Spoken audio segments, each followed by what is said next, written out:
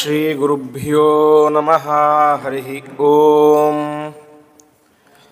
ವ್ಯಾಖ್ಯಾಮುದ್ರಾಂ ಕರಸರಸಿಜೈ ಪುಸ್ತಕಂ ಶಂಖಚಕ್ರೆ ಬಿಭ್ರದ್ಭಿನ್ನಸ್ಫಟಿಕರುಚಿರೆ ಪುಂಡರೀಕೆ ನಿಷಣ್ಣಃ ಅಮ್ಲಾನಶ್ರೀರಮೃತವಿಶದೈರಂಶುಭಿಪ್ಲಾವಯನ್ಮಾಂ ಆವಿರ್ಭೂಯಾದನಗಮಹಿಮಾ ಮಾನಸೇ ವಾಗಧೀಶಃ. ಯಯೈವೇದಂ ಸಚ್ಚಿನ್ನಿರುಪಮನಿಜಾನಂದನಿರತಂ ಪರಬ್ರಹ್ಮಾಪ್ಯಾದೋ ಗುಣಸಮತನೂರಾಪ್ಯಸೃಜತಿ ಅವತ್ಯತ್ತಿ ಪ್ರೇಷ್ಠಾನ್ ಪದಮಪಿ ನಯತ್ಯಸ್ತವಿಪದಃ ಪರಬ್ರಹ್ಮಾಣಿ ಸಾನನು ವಿಜಯತೆ ಮಧ್ರದಿ ಸದಾ. ಸ್ವಾಂತಸ್ಥಾನಂತಶಯ್ಯಾಯ ಪೂರ್ಣಜ್ಞಾನರಸಾರ್ಣಸೇ ಉತ್ತುಂಗವಾಕ್ತರಂಗಾಯ ಮಧ್ವದುಗ್ಧಾಬ್ಧಯೇ ನಮಃ. ಶ್ರೀಮತೋ ರಾಘವೇಂದ್ರಸ್ಯ ನಮಾಮಿ ಪದಪಂಕಜೇ ಕಾಮಿತಾಶೇಷಕಲ್ಯಾಣಕಲನಾಕಲ್ಪಪಾದಪೌ ವಿಷ್ಣುತೀರ್ಥಕಲ್ಪವೃಕ್ಷೋ ವಿಷ್ಣುತೀರ್ಥಶ್ಚ ಕಾಮಧುಕ್ ಚಿಂತಾಮಣಿರ್ವಿಷ್ಣುತೀರ್ಥೋ ಯತೀಂದ್ರಃ ಸರ್ವಕಾಮದಃ. ತಪಸ್ವಾಧ್ಯಾಯ ಶುಶ್ರೂಷಾ ಕೃಷ್ಣಪೂಜಾರತಂ ಮುನಿಂ ವಿಶ್ವೇಶಮಿಷ್ಟದಂ ವಂದೇ ಪರಿವ್ರಾಟ್ ಚಕ್ರವರ್ತಿನಂ. ಶ್ರೀ ಗುರುಭ್ಯೋ ನಮಃ. ಹರಿ ಓಂ.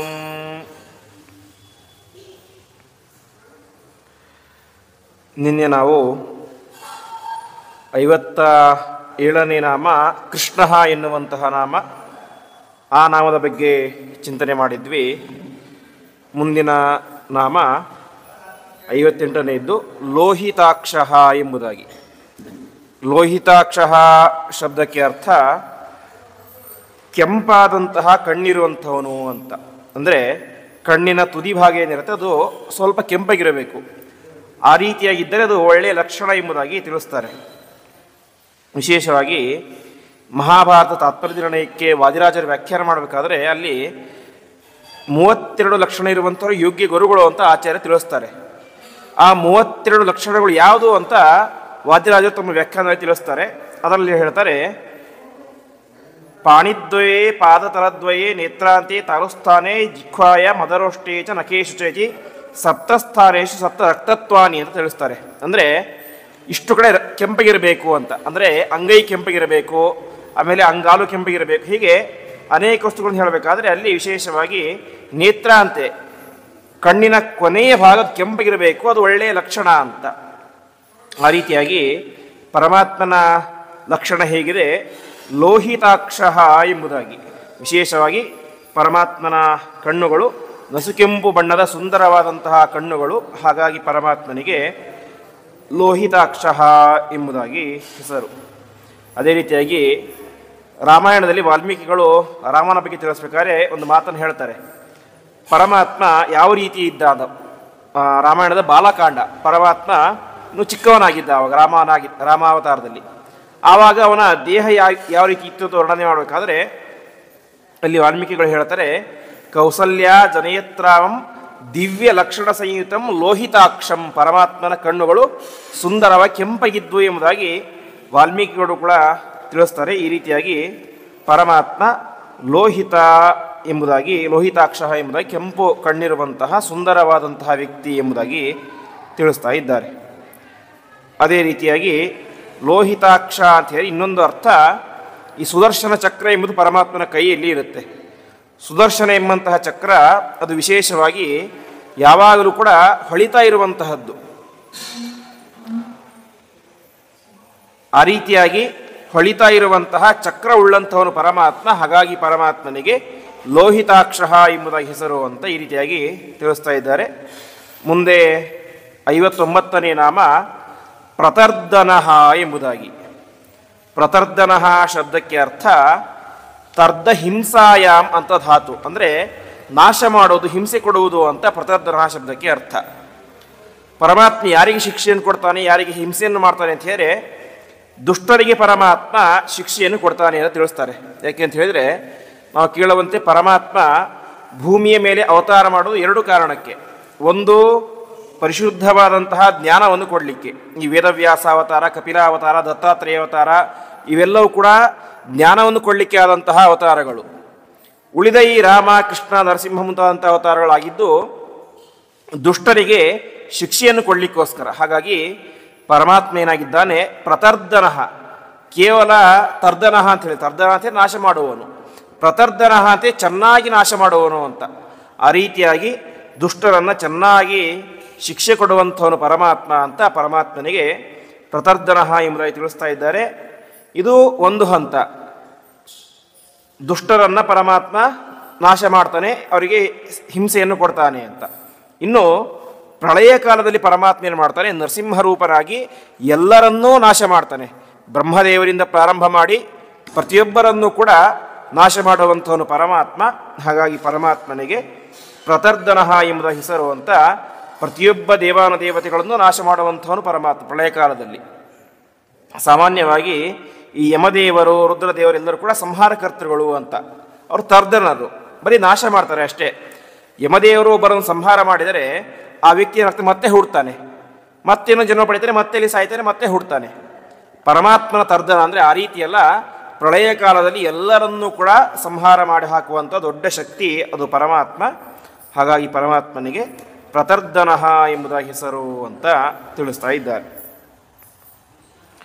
ಇನ್ನೊಂದು ಅರ್ಥ ತರ್ದನಃ ಅಂದರೆ ನಾಶ ಮಾಡುವುದು, ಹಿಂಸೆ ಕೊಡುವುದು ಅಂತ. ಪರಮಾತ್ಮನಿಗೆ ಹಿಂಸೆ ಕೊಡುವಂಥವ್ರು ಯಾರೂ ಇಲ್ಲ, ಹಾಗಾಗಿ ಪರಮಾತ್ಮನಿಗೆ ಪ್ರತರ್ದನರು ಅಂತ. ಇಲ್ಲಿ ಪ್ರ ಶಬ್ದಕ್ಕೆ ಇಲ್ಲದೇ ಇರುವುದು, ನೆಗೆಟಿವ್ ಅಂತ ಅರ್ಥ. ಪರಮಾತ್ಮನನ್ನು ಹಿಂಸೆ ಮಾಡುವಂತಹ ಸಾಮರ್ಥ್ಯ ಜಗತ್ತಿನಲ್ಲಿ ಯಾರಿಗೂ ಇಲ್ಲ, ಹಾಗಾಗಿ ಪರಮಾತ್ಮ ಪ್ರತರ್ದನಃ ಅಂತ. ಹೀಗೆ ಪ್ರತಿಯೊಬ್ಬರನ್ನು ತಾನು ಶಿಕ್ಷೆ ಮಾಡ್ತಾನೆ, ಪ್ರತಿಯೊಬ್ಬರನ್ನು ತಾನು ನಾಶ ಮಾಡ್ತಾನೆ. ಆದರೆ ಪರಮಾತ್ಮನನ್ನು ನಾಶ ಮಾಡುವಂಥವ್ರು ಯಾರೂ ಕೂಡ ಇಲ್ಲ, ಹಾಗಾಗಿ ಅವನು ಪ್ರತರ್ದನಃ ಎಂಬುದಾಗಿ ಪ್ರಖ್ಯಾತನಾಗಿದ್ದಾನೆ ಅಂತ ತಿಳಿಸ್ತಾ ಇದ್ದಾರೆ. ಮುಂದೆ ಪ್ರಭೂತಃ ಎಂಬುದಾಗಿ, ಹಿಂದೆ ನಾವು ಕೇಳಿದಂತೆ ಭೂತಃ ಅಂತ ಹೇಳಿದ್ರೆ ಭೂತಗಳು ಅಂದರೆ ನಾವೆಲ್ಲರೂ ಜೀವರಿಗೆ ಭೂತರು ಅಂತ ಕರೀತಾರೆ ಅಂತ. ಪರಮಾತ್ಮ ಏನಾಗಿದ್ದಾನೆ, ಪ್ರಭೂತನಾಗಿದ್ದಾನೆ ಅಂತ. ಪ್ರಭೂತ ಅಂತ ಹೇಳಿದ್ರೆ ನಮ್ಮಲ್ಲಿ ಯಾರೂ ಕೂಡ ಪೂರ್ಣರು ಅಂತ ಇಲ್ಲ. ನಮಗೆಲ್ಲರಿಗೂ ಕೂಡ ನಮ್ಮ ನಮ್ಮ ಯೋಗ್ಯತೆಗೆ ಅನುಗುಣವಾಗಿ ಜ್ಞಾನ, ಭಕ್ತಿ, ವೈರಾಗ್ಯ, ಬಲ, ಇಚ್ಛೆ ಎಲ್ಲವೂ ಕೂಡ ಇರುತ್ತೆ. ಪರಮಾತ್ಮ ಹಾಗಲ್ಲ, ಪ್ರಭೂತಃ, ಎಲ್ಲವೂ ಕೂಡ ಪೂರ್ಣವಾಗಿ ಇರುವಂತಹ ವ್ಯಕ್ತಿ ಪರಮಾತ್ಮ ಅಂತ. ಜ್ಞಾನ, ಭಕ್ತಿ ಯಾವುದೇ ಆಗಲಿ ಪರಮಾತ್ಮನಲ್ಲಿರುವಂತಹ ಪ್ರತಿಯೊಂದು ಗುಣಗಳು ಕೂಡ ಅಂದರೆ ಪೂರ್ಣವಾಗಿ ಇದ್ದಾವೆ, ಪ್ರಕರ್ಷವಾಗಿ ಇದ್ದಾವೆ. ಹಾಗಾಗಿ ಪರಮಾತ್ಮ ಪ್ರಭೂತಃ ಎಂಬುದಾಗಿ ಕರೆಸ್ಕೊಳ್ತಾನೆ ಅಂತ ತಿಳಿಸ್ತಾ ಇದ್ದಾರೆ. ಅದಾದ ಮೇಲೆ ವಿಶೇಷವಾಗಿ ಐತರೇಯೋಪನಿಷತ್ತಿಗೆ ವ್ಯಾಖ್ಯಾನ ಮಾಡಬೇಕಾದ್ರೆ ಆಚಾರ್ಯ ಹೇಳ್ತಾರೆ, ಪ್ರಭೂತತ್ವಾದ್ ಭೂತನಾಮ ಎಂಬುದಾಗಿ. ಪರಮಾತ್ಮ ಏನಾಗಿದ್ದಾನೆ, ಪ್ರಭೂತ ಅಂದರೆ ಸ್ವತಂತ್ರವಾಗಿ ಇದ್ದಾನೆ ಅಂತ.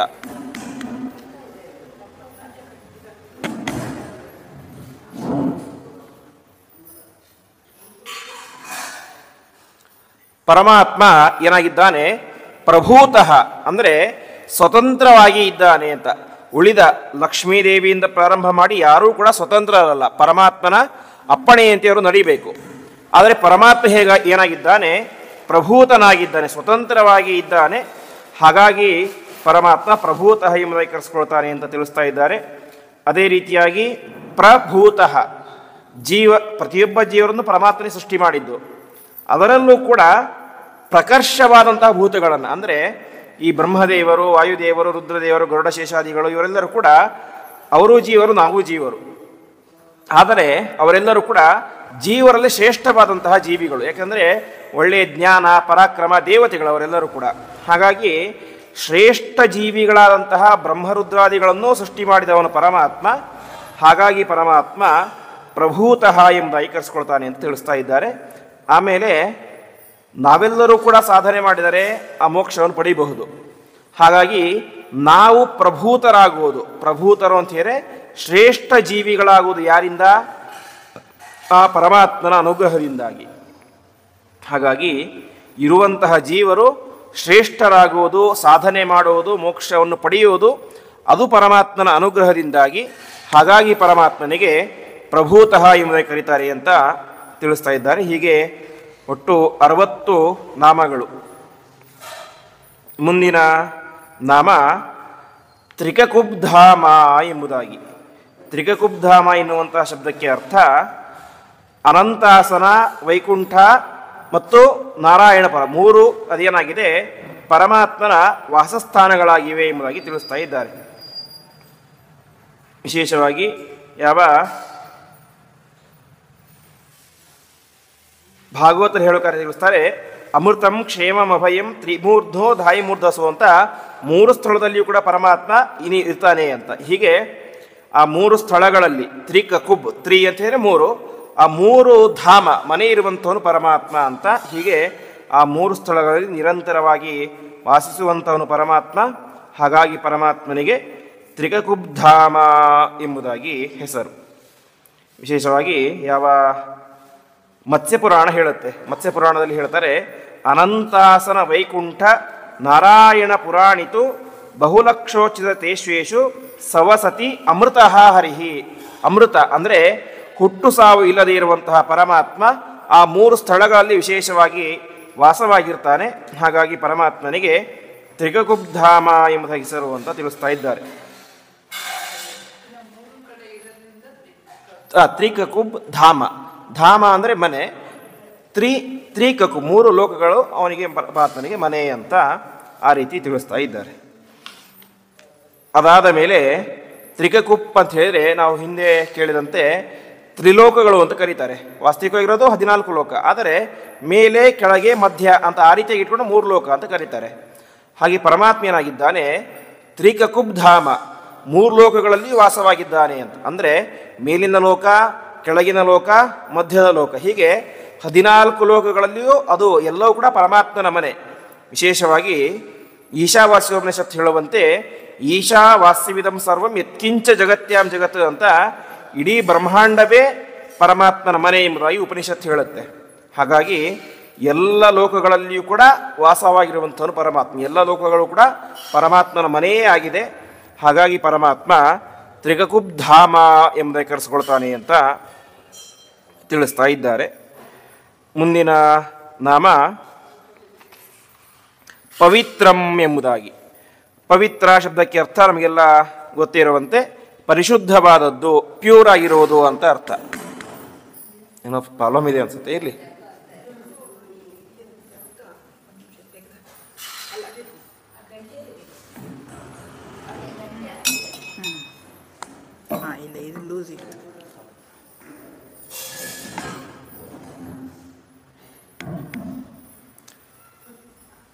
ಮುಂದಿನದ್ದು ಪವಿತ್ರಂ ಎಂಬುದಾಗಿ.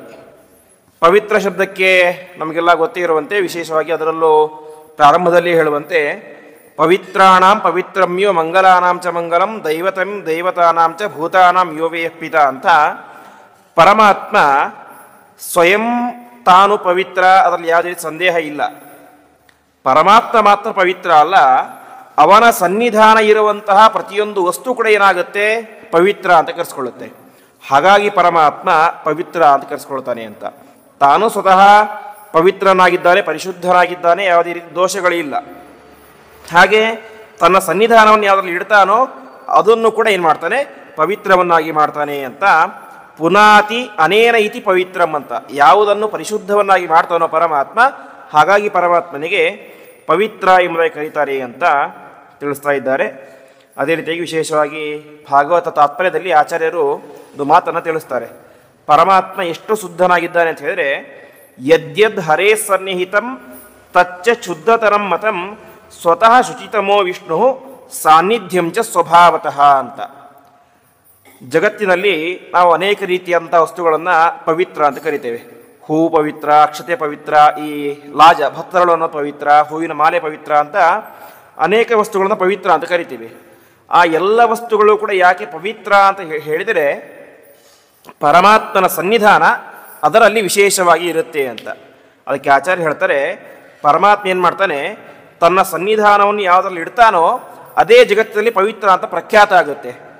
ಪರಮಾತ್ಮನ ಸನ್ನಿಧಾನ ಇರುವುದಕ್ಕೇನೆ ಅದು ಅತ್ಯಂತ ಪವಿತ್ರ ಅಂತ ಪ್ರಖ್ಯಾತ ಆಗೋದಾದರೆ, ಇನ್ನು ಪರಮಾತ್ಮ ಎಷ್ಟು ಪವಿತ್ರ ಆಗಿರಬಹುದು, ಪರಮಾತ್ಮ ಪವಿತ್ರತಮ ಅಂತ, ಅಂದರೆ ನಾವು ಪ್ಯೂರೆಸ್ಟ್ ಅಂತ ಹೇಳ್ತೀವಲ್ಲ, ಆ ರೀತಿಯಾಗಿ ಪರಮಾತ್ಮ ಪವಿತ್ರತಮನಾಗಿದ್ದಾನೆ, ಅತ್ಯಂತ ಶುದ್ಧರಾದಂತಹ ವ್ಯಕ್ತಿ.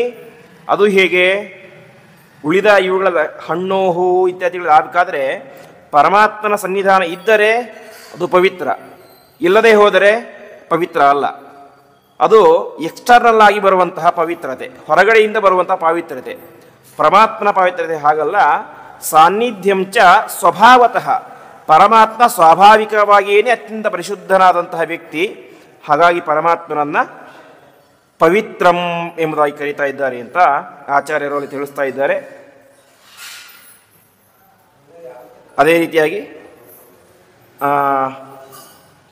ಐತರೇಯೋಪನಿಷತ್ತಿಗೆ ವ್ಯಾಖ್ಯಾನ ತಿಳಿಸ್ತಾರೆ, ಅರ್ಚಿಷ್ಮಾನ್ ವಿತತೋ ನಿತ್ಯಂ ವಾಯುಸ್ತೇನ ಪುನಾತಿಲಂ ಅಂತ. ವಾಯುದೇವರು ಸಾಮಾನ್ಯವಾಗಿ ಎಲ್ಲವನ್ನು ಕೂಡ ಶುದ್ಧ ಮಾಡ್ತಾ ಹೋಗ್ತಾರೆ. ಗಾಳಿ ಪಡೆದ್ರೆ ಶುದ್ಧವಾಗ್ತಾ ಹೋಗುತ್ತೆ ಅನೇಕ ವಸ್ತುಗಳು. ಹಾಗೆ ವಾಯುದೇವರು ಆ ರೀತಿಯಾಗಿ ಶುದ್ಧ ಮಾಡ್ತಾರೆ. ವಾಯುದೇವರಿಗೆ ಆ ರೀತಿಯಾಗಿ ಎಲ್ಲವನ್ನು ಕೂಡ ಪವಿತ್ರ ಮಾಡುವಂತಹ ಶಕ್ತಿಯನ್ನು ಕೊಟ್ಟದ್ದು ಪರಮಾತ್ಮ. ಹಾಗಾಗಿ ಪರಮಾತ್ಮ ಪವಿತ್ರಂ ಅಂತ ಅನೇಕ ರೀತಿಯಂತಹ ಮಾತುಗಳನ್ನು ಹೇಳ್ತಾರೆ. ಅದೇ ರೀತಿಯಾಗಿ ಗೀತಾ ತಾತ್ಪರ್ಯದಲ್ಲಿ ಪವಿತ್ರಂ ಪಾವಕಃ ಶೋಧನಾತ್, ಶೋಧನಾತೆ ಶುದ್ಧ ಮಾಡುವುದು, ಪ್ರತಿಯೊಂದು ವಸ್ತುಗಳನ್ನು ಶುದ್ಧ ಮಾಡ್ತಾನೆ ಪರಮಾತ್ಮ. ಹಾಗಾಗಿ ಪರಮಾತ್ಮನನ್ನು ನಾವು ಪವಿತ್ರ ಅಂತ ಕರಿತೀವಿ. ಅದೇ ರೀತಿಯಾಗಿ ಪ್ರತಿನಿತ್ಯ ನಾವು ಸಂಧ್ಯಾವಂದನ ಇತ್ಯಾದಿಗಳು ಮಾಡಬೇಕಾದ್ರೆ ಪ್ರಾರಂಭದಲ್ಲಿ ಪ್ರೋಕ್ಷಣೆ ಮಾಡ್ಕೊಳ್ತೇವೆ. ಅವಾಗ ಹೇಳೋದೇನು? ಅಪವಿತ್ರ ಪವಿತ್ರೋವ ಸರ್ವಾವಸ್ಥಾಂಗತೋವಿವ ಯಸ್ಮರೇತ್ ಪುಂಡರೀಕಾಕ್ಷಂ ಸಭಾಖ್ಯಾಭ್ಯಂತರ ಶುಚಿಹಿ ಅಂತ. ಪರಮಾತ್ಮನ ಸ್ಮರಣೆ ಮಾಡಿದರೆ ಸಾಕು, ನಾವೇನಾಗ್ತೇವೆ? ಪರಿಶುದ್ಧರಾಗ್ತೇವೆ. ಹೀಗೆ ಪರಮಾತ್ಮ ಸ್ವಯಂ ತಾನೂ ಪವಿತ್ರ, ತನ್ನನ್ನು ಸ್ಮರಣೆ ಮಾಡುವಂಥನ್ನು ಕೂಡ ಪವಿತ್ರರನ್ನಾಗಿ ಮಾಡುವಂಥವನು ಎಂಬುದಾಗಿ ಪರಮಾತ್ಮನ ಬಗ್ಗೆ ತಿಳಿಸ್ತಾ ಇದ್ದಾರೆ. ಮುಂದಿನ ನಾಮ ಮಂಗಲಂ ಅಂತ. ಮಂಗಳ ಶಬ್ದಕ್ಕೂ ಕೂಡ ಅದೇ ರೀತಿಯಾದಂಥ ಅರ್ಥ. ಮಾಂಗಲ್ಯ, ಮಂಗಲವನ್ನು ತಂದುಕೊಡುವಂಥವನು ಅಂತ. ಪವಿತ್ರಾಣಂ, ವಿಶೇಷವಾಗಿ ಬೆಳಗ್ಗೆ ನಾವು ಶುರು ಮಾಡೋದು ಹೇಗೆ? ಮಂಗಲಂ ಭಗವಾನ್ ವಿಷ್ಣು, ಮಂಗಲಂ ಮಧುಸೂದನ, ಮಂಗಲಂ ದೇವಕೀ ಪುತ್ರ, ಮಂಗಲಂ ಗರುಡಧ್ವಜ ಎಂಬುದಾಗಿ ಆ ಪರಮಾತ್ಮನ ಸ್ಮರಣೆಯನ್ನು ಮಾಡ್ತಾನೋ ಎದ್ದರೆ ಸಾಕು, ಏನಾಗುತ್ತೆ? ಇಡೀ ದಿನ ನಮಗೆ ಮಂಗಳವನ್ನು ತಂದುಕೊಡುತ್ತೆ ಅಂತ. ಹಾಗೆ ಪರಮಾತ್ಮನೂ ಮಂಗಳ, ಪರಮಾತ್ಮನ ಸ್ಮರಣೆಯೂ ಕೂಡ ನಮಗೇನಾಗುತ್ತೆ? ಪರಮ ಮಂಗಳದಾಯಕವಾಗಿರುತ್ತೆ. ಹಾಗಾಗಿ ಪರಮಾತ್ಮನಿಗೆ ಮಂಗಳಂ ಎಂಬುದಾಗಿ ಹೆಸರು. ಇನ್ನೊಂದು, ಯಾವ ಈಶಾವಾಸ್ಯೋಪನಿಷತ್ತಿನಲ್ಲಿ ಯಾವ ಸ್ವಯಂಭೂಮನು ಸ್ತೋತ್ರ ಮಾಡ್ತಾನೆ ಯಜ್ಞರೂಪಿಯಾದಂತಹ ಪರಮಾತ್ಮನನ್ನು. ಪರಮಾತ್ಮ ನಿನ್ನ ಸುತ್ತಲೂ ಏನಿದೆ ಅಂತ ಹೇಳಿದ್ರೆ ದೊಡ್ಡದಾದಂಥ ಆವರಣ ಇದೆ, ಸೂರ್ಯನ ಆವರಣ ಇದೆ. ಸೂರ್ಯನ ಅಂತರ್ಯಾಮಿಯಾಗಿ ಪರಮಾತ್ಮ ಇದ್ದಾನೆ. ಅದಕ್ಕೆ ಪರಮಾತ್ಮ ಪ್ರಾರ್ಥನೆ ಮಾಡಬೇಕಂತೆ, ಯತ್ತೇ ರೂಪಂ ಕಲ್ಯಾಣತಮಂ ತತ್ತೇ ಪಶ್ಯಾಮಿ ಅಂತ. ಪರಮಾತ್ಮ ನಿನ್ನ ಹೊರಗಡೆ ಆವರಣವಾಗಿ ಇರುವಂಥ, ನಿನ್ನನ್ನು ಮುಚ್ಚಿಕೊಂಡಿರುವಂತಹ ಆ ಸೂರ್ಯನನ್ನು ನೀನು ಸರಿಸು, ಸೂರ್ಯ ಸೈಡಿಗೆ ಹೋದ್ರೆ ಏನಾಗುತ್ತೆ? ನಿನ್ನ ರೂಪ ನನಗೆ ಕಾಣಿಸುತ್ತೆ ಅಂತ ಯಾವ ಸ್ವಯಂಭೂಮನು ಪ್ರಾರ್ಥನೆ ಮಾಡ್ತಾನೆ. ಆವಾಗ ಅವನು ಹೇಳ್ತಾನೆ, ನಿನ್ನ ರೂಪ ಎಂತಹದ್ದು ಅಂತ ಹೇಳಿದ್ರೆ ಕಲ್ಯಾಣ ತಮಂ, ಅತ್ಯಂತ ಮಂಗಳಕರವಾದಂತಹ ರೂಪ ಅದು ನಿನ್ನ ರೂಪ ಎಂಬುದಾಗಿ ಅಲ್ಲಿ ಸ್ತೋತ್ರ ಮಾಡ್ತಾನೆ. ಹೀಗೆ ಪರಮಾತ್ಮನ ರೂಪ ಅತ್ಯಂತ ಶುದ್ಧವಾದಂತಹ ರೂಪ. ಈ ರೀತಿಯಾಗಿ ಇನ್ನೊಂದು ಕಡೆ ಹೇಳುವಂತೆ, ನಿತ್ಯೋತ್ಸವೋ ನಿತ್ಯಶ್ರೀಹಿ ನಿತ್ಯತಾಚ ನಿತ್ಯಶ್ರೀ ನಿತ್ಯಶೋ ಜಯ ಯೇಷಾಂ ಹೃದಯಸ್ಥೋ ಭಗವಾನ್ ಮಂಗಲಾಯಿತನೋ ಹೊರಿ ಅಂತ ಕೃಷ್ಣಾಮೃತ ಮಹಾರ್ಣವದಲ್ಲಿ ಆಚಾರ್ಯ ಹೇಳುವಂತಹ ಮಾತು. ಪರಮಾತ್ಮನ ಸ್ಮರಣೆಯನ್ನು ಯಾರು ಮಾಡ್ತಾರೋ, ಪರಮಾತ್ಮ ಯಾರ ಹೃದಯದಲ್ಲಿ ನೆಲೆಸಿರ್ತಾನೋ ಅವರಿಗೆ ನಿತ್ಯಶ್ರೀಹಿ, ನಿತ್ಯ ಮಂಗಲ, ನಿತ್ಯವೂ ಕೂಡ ಮಂಗಲ ಆಗುತ್ತೆ. ಯಾಕೆ ಅಂತ ಹೇಳಿದ್ರೆ ಪರಮ ಮಂಗಳ ಸ್ವರೂಪಿಯಾದಂತಹ ಪರಮಾತ್ಮನನ್ನು ಅವರೇನು ಮಾಡಿದ್ದಾರೆ? ತಮ್ಮ ಹೃದಯದಲ್ಲಿ ಧಾರಣೆ ಮಾಡಿದ್ದಾರೆ ಅಂತ. ಪರಮಾತ್ಮನೂ ಮಂಗಳ.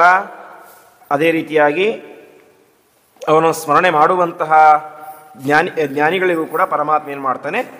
ಮಂಗಳವನ್ನು ತಂದು ಕೊಡ್ತಾನೆ ಎಂಬುದಾಗಿ ತಿಳಿಸ್ತಾ ಇದ್ದಾರೆ. ಮುಂದಿನ ನಾಮ ಪರಂ ಎಂಬುದಾಗಿ. ಪರಂ ಎನ್ನುವಂಥ ಶಬ್ದಕ್ಕೆ ಅರ್ಥ, ಒಂದು ಅರ್ಥ ಬೇರೆಯವನು ಅಂತ ಅರ್ಥ ಹೇಳ್ತೇವೆ. ಪರರು, ಬೇರೆಯವರು, ಪರವಸ್ತುಗಳು, ಪರರ ವಸ್ತುವನ್ನು ಅಪಹಾರ ಮಾಡಬಾರ್ದು, ಬೇರೆ ವಸ್ತು ಅಪಹಾರ ಮಾಡಬಾರ್ದು ಅಂತ ಹೇಳ್ತೇವೆ. ಪರ ಅಂದರೆ ಬೇರೆಯವನು ಅಂತ. ಅಂದರೆ ಕೆಲವು ಸಿದ್ಧಾಂತಗಳು ಏನಂತ ಹೇಳ್ತವೆ? ಪರಮಾತ್ಮ ಮತ್ತು ನಾವು ಒಂದೇ, ಜೀವಬ್ರಹ್ಮನ ಐಕ್ಯವನ್ನು ತಿಳಿಸ್ತಾ ಇದೆ. ಅದಕ್ಕೆ ಈ ನಾಮದ ಮೂಲಕ ಹೇಳ್ತಾ ಇದ್ದಾರೆ. ಪರ ಅಂತ ಹೇಳಿದ್ರೆ ಪರಮಾತ್ಮ ಏನಾಗಿದ್ದಾನೆ? ನಮಗಿಂತಲೂ ಕೂಡ ಭಿನ್ನನಾಗಿದ್ದಾನೆ. ನಾವು ಅಲ್ಪರು, ಪರಮಾತ್ಮ ಪೂರ್ಣ. ನಮಗೆ ಅಲ್ಪಶಕ್ತಿ, ಅವನಿಗೆ ಅನಂತ ಶಕ್ತಿ. ಹೀಗೆ ನಮಗೆ ಜ್ಞಾನ ಕಡಿಮೆ, ಅವನಿಗೆ ಸರ್ವಜ್ಞ. ಹೀಗೆ ಪರಮಾತ್ಮ ನಮಗೆ ಎಲ್ಲರಿಗಿಂತ ಕೂಡ ಏನಾಗಿದ್ದಾನೆ? ಪರನಾಗಿದ್ದಾನೆ, ಭಿನ್ನನಾಗಿದ್ದಾನೆ ಎಂಬುದಾಗಿ ಪರಶಬ್ದಕ್ಕೆ ಅರ್ಥ. ಇನ್ನೊಂದು ಅರ್ಥ, ಪರ ಅಂತ ಹೇಳಿದ್ರೆ ಶ್ರೇಷ್ಠ ಅಂತ. ಪರಮಾತ್ಮನ ನಾವು ಕರಿತೇವೆ ಪರಶಕ್ತಿ ಅಂತ. ಪರಶಕ್ತಿ ಅಂತ ಹೇಳಿದ್ರೆ ಶ್ರೇಷ್ಠ ಶಕ್ತಿ ಅಂತ. ಹೀಗೆ ಪರಮಾತ್ಮ ನಮಗಿಂತ ಭಿನ್ನನಾಗಿದ್ದಾನೆ, ನಮಗಿಂತ ಬೇರೆಯಾಗಿದ್ದಾನೆ. ಅಷ್ಟು ಮಾತ್ರ ಅಲ್ಲ, ಜಗತ್ತಿಗಿಂತಲೂ ಭಿನ್ನನಾಗಿದ್ದಾನೆ. ಜಗತ್ತೇ ಬೇರೆ, ಪರಮಾತ್ಮನೇ ಬೇರೆ. ನಾವೇ ಬೇರೆ, ಪರಮಾತ್ಮನೇ ಬೇರೆ. ಪರಮಾತ್ಮ ಏನಾಗಿದ್ದಾನೆ? ಸರ್ವೋತ್ತಮನಾಗಿದ್ದಾನೆ. ಹೀಗೆ ಅನೇಕ ಅರ್ಥಗಳನ್ನು ಯಾವ ಪರ ಎನ್ನುವ ಶಬ್ದ ಹೇಳ್ತಾ ಇದೆ. ಸ್ವಯಂ ಪರಮಾತ್ಮನೇ ಗೀತೆಯಲ್ಲಿ ಉಪದೇಶ ಮಾಡ್ತಾನೆ ಅರ್ಜುನನಿಗೆ. ಮತ್ತಃ ಪರತರಂ ಕಿಂಚಿತ್ ಪತ್ತಃ ಪರತರಂ ನಾಣ್ಯತ್ ಕಿಂಚಿದಸ್ತಿ ಧನಂಜಯ ಅಂತ. ಅರ್ಜುನ, ನನಗಿಂತ ಪರತರವಾದಂತಹ ವಸ್ತು ಅಂದರೆ ಶ್ರೇಷ್ಠವಾದಂತಹ ವಸ್ತು ಜಗತ್ತಿನಲ್ಲಿ ಯಾವುದೂ ಕೂಡ ಇಲ್ಲ ಅಂತ ಪರಮಾತ್ಮನೇ ಹೇಳ್ತಾನೆ. ಹೀಗೆ ಪರಮಾತ್ಮ ತನ್ನನ್ನು ತಾನೇ ಪರತರ ಎಂಬುದಾಗಿ ಕರೆಸ್ಕೊಂಡಿದ್ದಾನೆ. ಹೀಗೆ ಪರ ಎನ್ನುವಂಥ ಶಬ್ದ ಪರಮಾತ್ಮನನ್ನು ಶ್ರೇಷ್ಠ, ನಮಗಿಂತ ಭಿನ್ನನಾದಂಥವನು, ಬೇರೆಯಾದಂಥವನು, ನಮಗೂ ಪರಮಾತ್ಮನಿಗೂ ಐಕ್ಯ ಇಲ್ಲ ಎಂಬುದಾಗಿ ತಿಳಿಸುವಂತಹ ಶ್ರೇಷ್ಠವಾದಂತಹ ನಾಮ. ಇಲ್ಲಿಗೆ ಒಟ್ಟು 7 ಶ್ಲೋಕಗಳ ಚಿಂತನೆ ಎಂಬುದು ಮುಗಿಯುತ್ತೆ. ಮುಂದಿನ 8ನೇ ಶ್ಲೋಕ, ಈಶಾನಃ ಪ್ರಾಣದಃ ಪ್ರಾಣಃ ಜ್ಯೇಷ್ಠ ಶ್ರೇಷ್ಠ ಪ್ರಜಾಪತಿ ಹಿರಣ್ಯಗರ್ಭೋ ಭೂಗರ್ಭೋ ಮಾಧವೋ ಮಧುಸೂದನ ಎಂಬುದಾಗಿ. ಇದರಲ್ಲಿ ಮೊದಲ ನಾಮ ಈಶಾನಃ ಎಂಬುದಾಗಿ. ವಿಶೇಷವಾಗಿ ಈಶಾನ ಎನ್ನುವಂಥ ಶಬ್ದವನ್ನು ರುದ್ರದೇವರಿಗೂ ಪ್ರಯೋಗ ಮಾಡ್ತಾರೆ. ಯಾವ ಮಧ್ವಾಚಾರ್ಯರು ತಂತ್ರಸಾರ ಸಂಗ್ರಹದಲ್ಲಿ ರುದ್ರದೇವರ ಸ್ವರೂಪದ ಬಗ್ಗೆ ಹೇಳಬೇಕಾದ್ರೆ, ಧ್ಯೇಯ ಪಂಚಮುಖೋ ರುದ್ರ ಸ್ಫಟಿಕಾಮಲ ಕಾಂತಿಮಾನ್ ಎಂಬುದಾಗಿ ಪಂಚಮುಖದ ರುದ್ರದೇವರನ್ನು ನಾವು ಸ್ಮರಣೆ ಮಾಡಬೇಕು ಅಂತ. ಅಲ್ಲಿ 5 ಮುಖಗಳು ಯಾವುದು ಅಂತ ಹೇಳಿದ್ರೆ, ಸದ್ಯೋಜಾತ, ವಾಮದೇವ, ಅಘೋರ, ತತ್ಪುರುಷ, ಈಶಾನ ಅಂತ. ಈಶಾನ ಅಂತ ರುದ್ರದೇವರಿಗೆ ಹೆಸರಿದೆ. ಸದ್ಯೋಜಾತ, ವಾಮದೇವ, ಅಘೋರ, ತತ್ಪುರುಷ, ಈಶಾನ ಅಂತ. ಅದರಲ್ಲಿ 5ನೇ ಮುಖ ಈಶಾನ ಎನ್ನುವಂತಹ ಮುಖ. ರುದ್ರದೇವರಿಗೆ ಈಶಾನ ಅಂತ ಹೆಸರಿದೆ. ಅದೇ ರೀತಿಯಾಗಿ ಪ್ರಧಾನವಾಗಿ ಈಶಾನ ಶಬ್ದ ಅದು ಪರಮಾತ್ಮನನ್ನು ಹೇಳುತ್ತೆ ಅಂತ. ಯಾಕೆ ಅಂತ ಹೇಳಿದ್ರೆ, ಈಶಾನ್ ನಯತೀತಿ ಈಶಾನಃ ಅಥವಾ ಈಶಾನ್ ಅನಯತೀತಿ ಈಶಾನಃ ಅಂತ. ಜಗತ್ತಿಗೆ ಒಡೆಯರಾದಂಥವ್ರು ಯಾರು? ಬ್ರಹ್ಮದೇವರು, ರುದ್ರದೇವರು, ಗರುಡಶೇಷ ರುದ್ರಾದಿಗಳು, ವಾಯುದೇವರು, ಪ್ರತಿಯೊಬ್ಬರೂ ಕೂಡ. ಅವರೆಲ್ಲರಿಗೂ ಕೂಡ ನಾವು ಹಿಂದೆ ಕೇಳಿದಂತೆ ಅನ ಅಂದರೆ ಚೇಷ್ಟೆ, ಕ್ರಿಯೆ. ಅವರು ಪ್ರತಿಯೊಬ್ಬರೂ ಕೂಡ ತಮ್ಮ ತಮ್ಮ ಕಾರ್ಯಗಳನ್ನು ಮಾಡುವುದು ಪರಮಾತ್ಮನ ಅನುಗ್ರಹದಿಂದ. ಹಾಗಾಗಿ ಪರಮಾತ್ಮನಿಗೆ ಈಶಾನಃ, ಜಗತ್ತಿನ ಒಡೆಯರನ್ನು ಕೂಡ ಕಂಟ್ರೋಲ್ ಮಾಡುವಂಥವನು, ರೂಲ್ ಮಾಡುವಂಥವನು ಪರಮಾತ್ಮ ಎಂಬುದಾಗಿ ಈಶಾನಃ ಶಬ್ದಕ್ಕೆ ಅರ್ಥ. ಅದೇ ರೀತಿಯಾಗಿ ಬೃಹದಾರಣ್ಯಕೋಪನಿಷತ್ತಿಗೆ ವ್ಯಾಖ್ಯಾನ ಮಾಡಬೇಕಾದ್ರೆ ಅಲ್ಲಿ ಆಚಾರ್ಯ ತಿಳಿಸ್ತಾರೆ, ಸರ್ವಸ್ಯ ಬ್ರಹ್ಮರುದ್ರಾದೇಹೇ ಅನ ಈಶಾನ ಏವಚ. ಬ್ರಹ್ಮರುದ್ರಾದಿ ದೇವತೆಗಳನ್ನು ನಿಯಮನ ಮಾಡುವಂಥವನು ಪರಮಾತ್ಮ. ಅಷ್ಟೇ ಅಲ್ಲ, ಈಶಾ ಅಂತ ಹೇಳಿದ್ರೆ ಮುಕ್ತರು. ಮುಕ್ತರು ಅವರು ಈಶರು ಅಂತ.